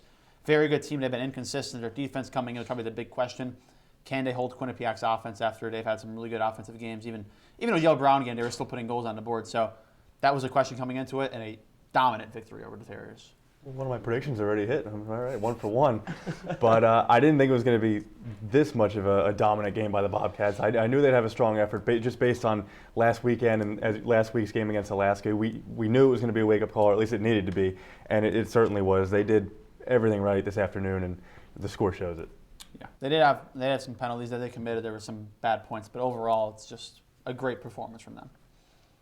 Yeah, really good performance. I'm also 1 for 1, Eric, so there's that as well. So, but let's rewind and see the highlights from this fantastic game one more time. QU taking on BU in this top 15 matchup. Both teams really needed a win out of this one. Start the game off, Mason Marcellus put the Bobcats up 1-0 as Pelosi gets the assist, happening 3 minutes into the game. I mean, that's just a great play from Pelosi, being pinned against the board, making a great backhand pass to the slot, and Marcellus able to put it home. Next for the Bobcats, Victor Chernesky in there scored a goal, putting the Bobcats up 2-0. What a slick pass from Marcellus there. And the shot even better, to take that off the feet, not even have to settle down on his stick, immediately fire to the net. Next for the Bobcats, they go up 3-0 thanks to Tivy there. First goal in his NCAA collegiate career. Yeah, I mean, this really just set the tone for the rest of the game. You know, BU showed signs of life, but 3-0 in the first period. You knew it was going to be a good afternoon for Quinnipiac. On to the second period now. BU would respond and chip away at that lead thanks to Jack Harvey putting the Terriers on the board.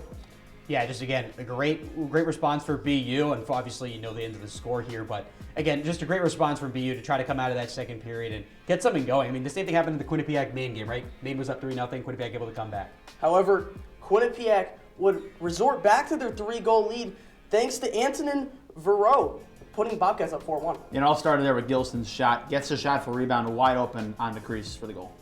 Next for the Bobcats, Ethan Wyttenbach, the outstanding first year, puts the Bobcats up 5-1 with that shot there. Yeah, and you just get pucks on net, you never know what can happen. The shot from the blue line didn't get through, but the rebound certainly did. BU would respond thanks to Nick Rukinakis cutting the lead for Quinnipiac to 3. On to the third period action here. Another goal for Vidicek. 9 minutes left in the game, 6-2 Quinnipiac. Marina would end the game for the Terriers with a great save there. He had a great game today, but it's not enough for the Terriers as the Bobcats would win this one 6-2. You felt a little bit of life there from Boston when they got that first goal quickly after that, but Quinnipiac obviously responds right there. When Boston had a chance to get back in it, Quinnipiac was right there to throw the second punch. So that was really, I think, the big thing about that game is that when the Terriers had some momentum, Quinnipiac just took it right over. Absolutely. Well, now that this game has played out entirely, how did the Bobcats continue this upward trend on the special teams? I mean, really, again, let's kind of revisit the special teams here. Quinnipiac, 2 power play goals. They ended up giving up a shorthanded goal, and they just look good. But the only issue, in my opinion, right? 3 penalties in the third period. I mean, you're up by a certain lead. Imagine if BU was able to take advantage of all those penalties. They would have made it a 1-goal game, right? So staying out of the box, of course, important for both sides. And really just continuing to capitalize on special teams. Honestly, practice makes perfect. Continuing to really nail in on getting that power play to where it should be. Yeah, and the penalty kill as well. BU's power play just did not look good, but I felt it was really because of Quinnipiac's defense. 0 for 6. Yeah, 0 for 6 on the power play. And that's not something that's really a characteristic of Boston University.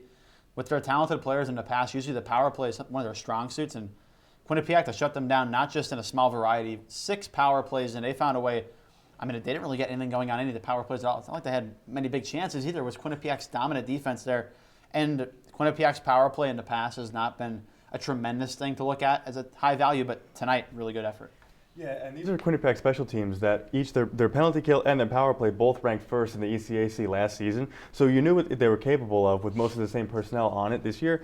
And this tonight, I think we're kind of starting to see them get back to that form. 2 power play goals. Yes, they gave up a shorthanded one, but when they then shut down BU on the penalty kill, that make them go 0 for 6 on their power plays, it really gives you a sign that Quinnipiac's, starting to find their footing. Yeah, and I'm surprised that nobody's kind of mentioned this yet. I was just looking at the stats, right? In the third period, BU outshot Quinnipiac 17-7. We've talked about Quinnipiac's chances to how they play in the third period, and they're continuing to not really necessarily play well. They're getting outshot by 10 in the third period. So the total shots from the game were around, like Quinnipiac had 49, BU with 33. So it was closer than it was in the first 2 periods.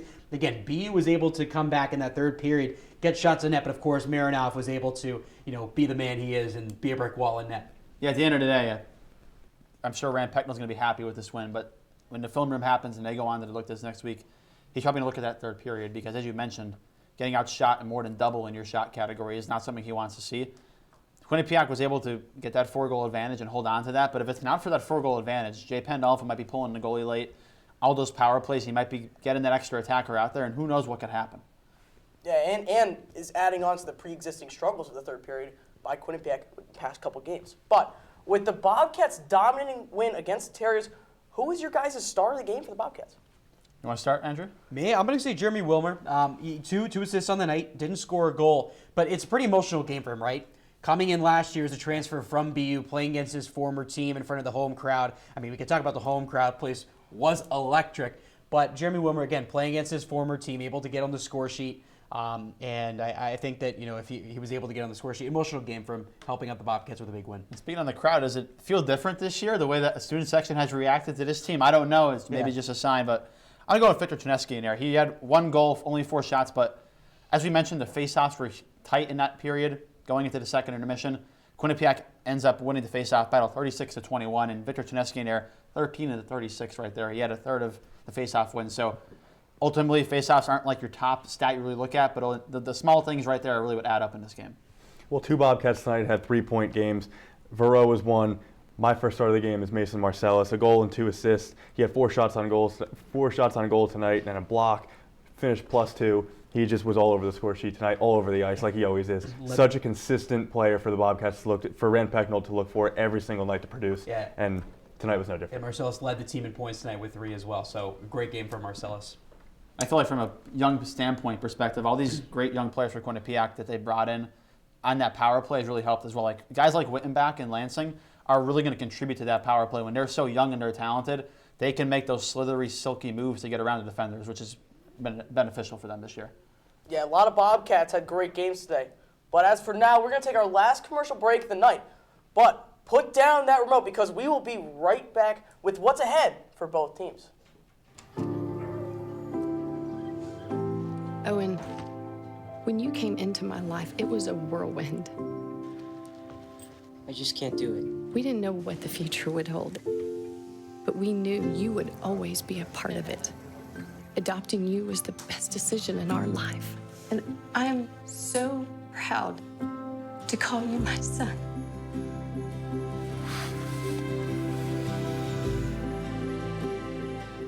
Do you enjoy debating Quinnipiac sports?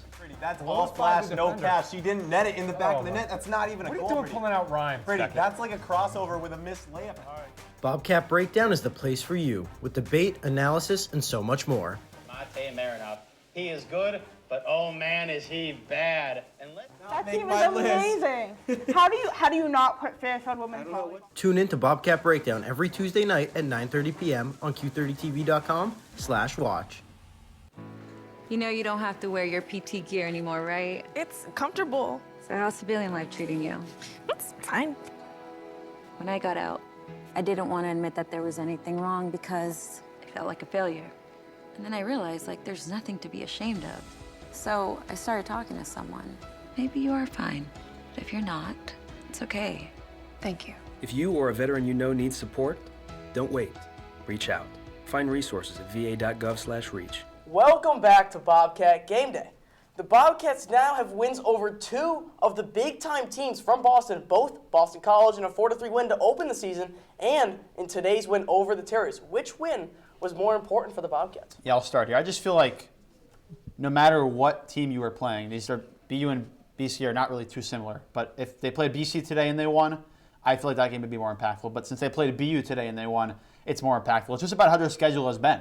I mean, this is a game where Quinnipiac has not looked good as of late. They open ECAC play, as we mentioned earlier, 1-1, but they go out and get this win against a very good BU team at home. And it's not just a win, it's a dominant win. They showed their most strong points of this game, and the third period was their weakest period, and they gave up no goals in that period and actually won the period on the score sheet. So ultimately, just the intense part of this game, where it's at on the schedule, I think is huge. If they played BC today, I probably would take the BC over the BU game, even though the rankings are a big disparity. I just think that this game is more important because of where it is on the schedule. Yeah, I totally agree. It's not so much about the opponent, it's more of the time of the season that it is. Yeah. If you don't win opening night, it's not a huge deal. You have all season to correct that. You win one game and you're back to 500. The fans will be upset, but the fans won't be happy. But you're 0-1 at that point. It's okay. Luckily for the Bobcats, didn't happen. But at this point of the season, they're coming off a rough week, a rough weekend on the road too. Whereas we alluded to in the pregame show, they lost to Yale for the first time in 17 games. They needed this win. It's huge for a turnaround. It's huge. We talked about the wake-up call and how important that's going to be moving forward. I think just for their team's confidence and their psyche moving forward, they needed this win against a tough BU team. They haven't gotten off to the start that maybe they've wanted, but they're still a really tough team, and it's got to be huge for Quinnipiac's confidence moving forward. Yeah, I'm really not sure which one to pick. I really think that both games were the biggest games. Obviously, you have BC to start the year, and then you get 2 games against Maine home, and then this BU game. I'm gonna take the BC game.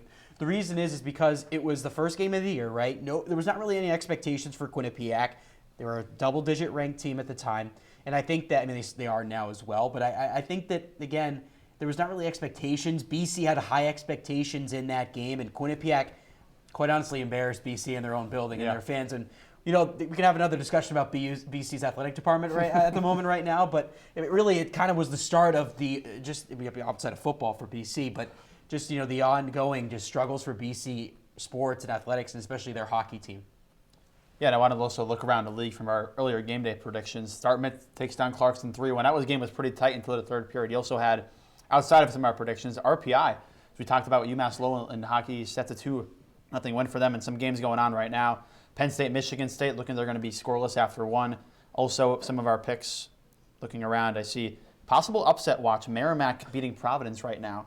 Michigan State over Notre Dame. Also, Western Michigan has a 1-0 lead 5 minutes to go into first. And how about Union? You talked about them a little bit earlier. They are beating New Hampshire 5-0 right now in their own house. So the ECAC might be a little brighter than the Hockey East. We're looking at it right now. I know. I mean, again, what's funny too is, right, UNH beat Michigan State, the number 1 team in the country, the first game of the year, like a last-minute goal. And ever since that, I mean, we can talk about Michigan State, undefeated since, but there's just so much parity in college hockey this year, and it's like it's the thing that everyone's talking about, analysts. I mean, you hear it on podcasts all the time. Every single one, they ask Rand Pecknold, they're asking Jay Pandolfo on those podcasts, and they're saying, is there something different going on this year with parity? And you have UNH beating Michigan State, and now potentially Merrimack, who is a really good team. They beat UNH, they beat Quinnipiac, and now potentially Providence as well. Pretty good parity, I think, this year for schools like Augustana will go out and get big wins against top teams. They've done it this year before, so it's really big. And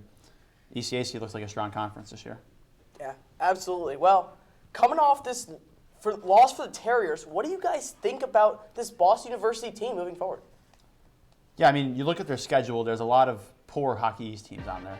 Just looking at it from perspective. Northeastern's a team that they've dominated in the past, but look at that Vermont team, probably maybe arguably the worst team in the Hockey East, so that could be a good moment for their get back, but they had that split home against Northeastern. I think they might lose that game at Northeastern, but they can get something rolling here. That's a good Cornell team, too, here in the ACAC. Very good Cornell team. They obviously lost their coach, Schaefer, going into this season. Mike Schaefer, but retired. Casey Jones, former Clarkson head coach, took the reins. It's going to be really interesting, just looking at their schedule. This is a tough Quinnipiac team that they faced. Quinnipiac was outmatched them. So moving forward, I think that Northeastern team, you talked about how good they are. It's going to be a good test for them. Yeah, again, you have Northeastern, 2 games against Northeastern, right? The Cornell game. Those are 3 really big games. BU needs to win at least 2 of those, right, to continue to stay afloat. And then they get Vermont. Vermont just got absolutely demolished the other night. They lost 7-0 last night. So really good. Once you play those 3 games, pretty good. Northeastern and UConn also big series as well. Yes. So we'll see how that goes. Yeah, we mentioned at the pregame show if they were going to get to 20 wins or not. Obviously, still ways to go in the season, but coming into today, they had to go 15-8 the rest of the season. Today's loss does not help their cause, but they do have a lot of opportunities moving forward to reach that point. Yeah, and I think if they're 1-2 after that Cornell game, I think it's something to look at. I mean, Quinnipiac's now going to probably be a single-digit team in the poll, but Boston University and Boston College, 2 teams that you talk a lot about in the Hockey East, might be on the lower form of the double digits if that's the case. Yeah, we said Northeastern beat UConn, or they're playing UConn, and then Northeastern also is going to be playing BU. So pretty big games coming up. Yeah, absolutely, guys. Well, on the contrary, coming off this win, what do you guys think about this Quinnipiac team moving forward? How big is this win for the team? I mean, pretty good. I mean, what I meant to say is also UConn beat BU. Sorry, I got confused there for a second. But going back to looking at this is an easy schedule for Quinnipiac. I mean, you get Clarkson, kind of on the verge of being ranked. They were last year. St. Lawrence, really just having a few down years. We're in Placid a few years ago. We're in the championship, ended up upsetting Quinnipiac. And they've already played Holy Cross. They've played Stonehill and RPI. I mean, I said RPI was a rising program, but again, this is a pretty easy schedule for Quinnipiac. But again, with the parity in college hockey right now, there's no off games. They got to go full pedal to the gas right now. Yeah, as you mentioned, full pedal to the gas because the ECAC tends to trip up Quinnipiac sometimes. Obviously, we just started ECAC play. They were 1-1, but those games around Thanksgiving and that Christmas holiday, sometimes it's a little tough for Quinnipiac. You tend to notice last year against AIC, a struggling D1 program, at AIC, that game, I believe, ended 6-5, and Quinnipiac barely escaped that one. Even Stonehill in the past, Quinnipiac has not been able to get out to the get-go early in those games. They should be beating Holy Cross. That's kind of a funny rivalry that Quinnipiac and Holy Cross have. Yeah, Billy Riga is a head coach, former Rand Pecknold protege. Yes, but that Clarkson-St. Lawrence series is going to be big. They get to have that, luckily, at home here to start off ECAC play. As that ramps up, it's going to be tougher for Quinnipiac, but a big stretch.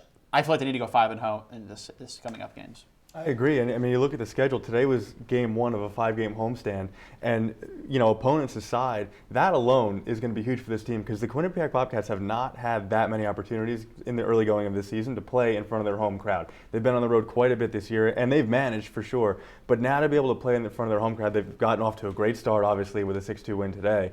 But having their next 4 games all being in front of their home fans, albeit some of those games over Thanksgiving break, so how the building's going to be filled is debatable. We'll see. But still, just to be familiar with your own building and in front of your own fans, whoever may be there, is going to be big for this team, and they're going to have to take advantage of it for sure. Let me raise you this. Are you any of you guys concerned if they don't go 5-0 over that stretch? Yeah. You would be concerned? I would be concerned, yeah. Is there any game that you're like, okay, maybe they could lose that game? Honestly, the Clarkson game. Yeah. I think the Clarkson game is good. I mean, Clarkson upset Quinnipiac last year in overtime. I mean, again, different Clarkson team, Ayrton Martino on that team. You have a few other players, Trey Taylor, all left the program, went to the NHL. So again, like a bunch of these players graduated a lot last year, so it's a new team, but I do think I think that game against Clarkson could be kind of a trap game here.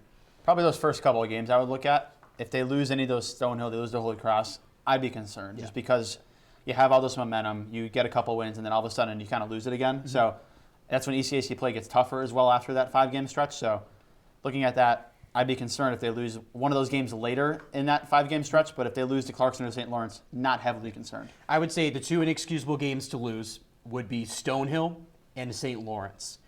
You're playing RPI on the road, right? That's a game that, Matt Mugno. Shout out Matt Mugno. Shout out Matt Mugno, former QBSN broadcaster, play-by-play for RPI. He'll love that weekend. But that's those. I think those 2 games are really the 2 that Quinnipiac needs to win. If they lose them, it's going to kind of be like the Alaska question of, how are you losing to Alaska, and how are you struggling to beat them? So it's kind of those 2 teams, St. Lawrence and Stonehill. That's what I was thinking earlier. I mean, that's why I said I'd be concerned if they dropped one of those 5 games because Quinnipiac's had a tough time with the more weak opponents. Yes. And if it's a matter of playing down, if it's a matter of they want to beat this team who is just formerly national champion, a better team, we'll see. But they got to keep playing the way they've been playing, especially today. Today was a great game for them. And it's not an uncommon thing to see a team like the Bobcats then, maybe play down to their opponents and then ramp it up for a team that they think might be better than them. It happens, but they've just got to be on top of it more and make sure it doesn't. Yeah, and he made a great point. BU was in the national championship last year, right? So, I mean, they ended up losing to Western Michigan, but this team is coming fresh off a national championship. And, when you defeat the, national runner-up and you game at home, pretty, dominant fashion, pretty big statement win for Quinnipiac. They go on that 5-0 stretch, as I mentioned earlier. Maybe all you need is some momentum. Maybe that's just all you need. You just got to go out, get a big W, and move forward from that. Yeah, well, that's all the time we have here for Bobcat Game Day today. But thank all of you for tuning in, and be sure to follow us on X and Instagram at Q30Sports, and follow QBSN on X and Instagram at QBSN. A big thanks to everyone for working very hard behind the scenes to make this show a possibility. For Spencer Decker, Andrew Reynolds, and Eric Zank, I'm Matt Flaherty. Enjoy your night, Bobcats.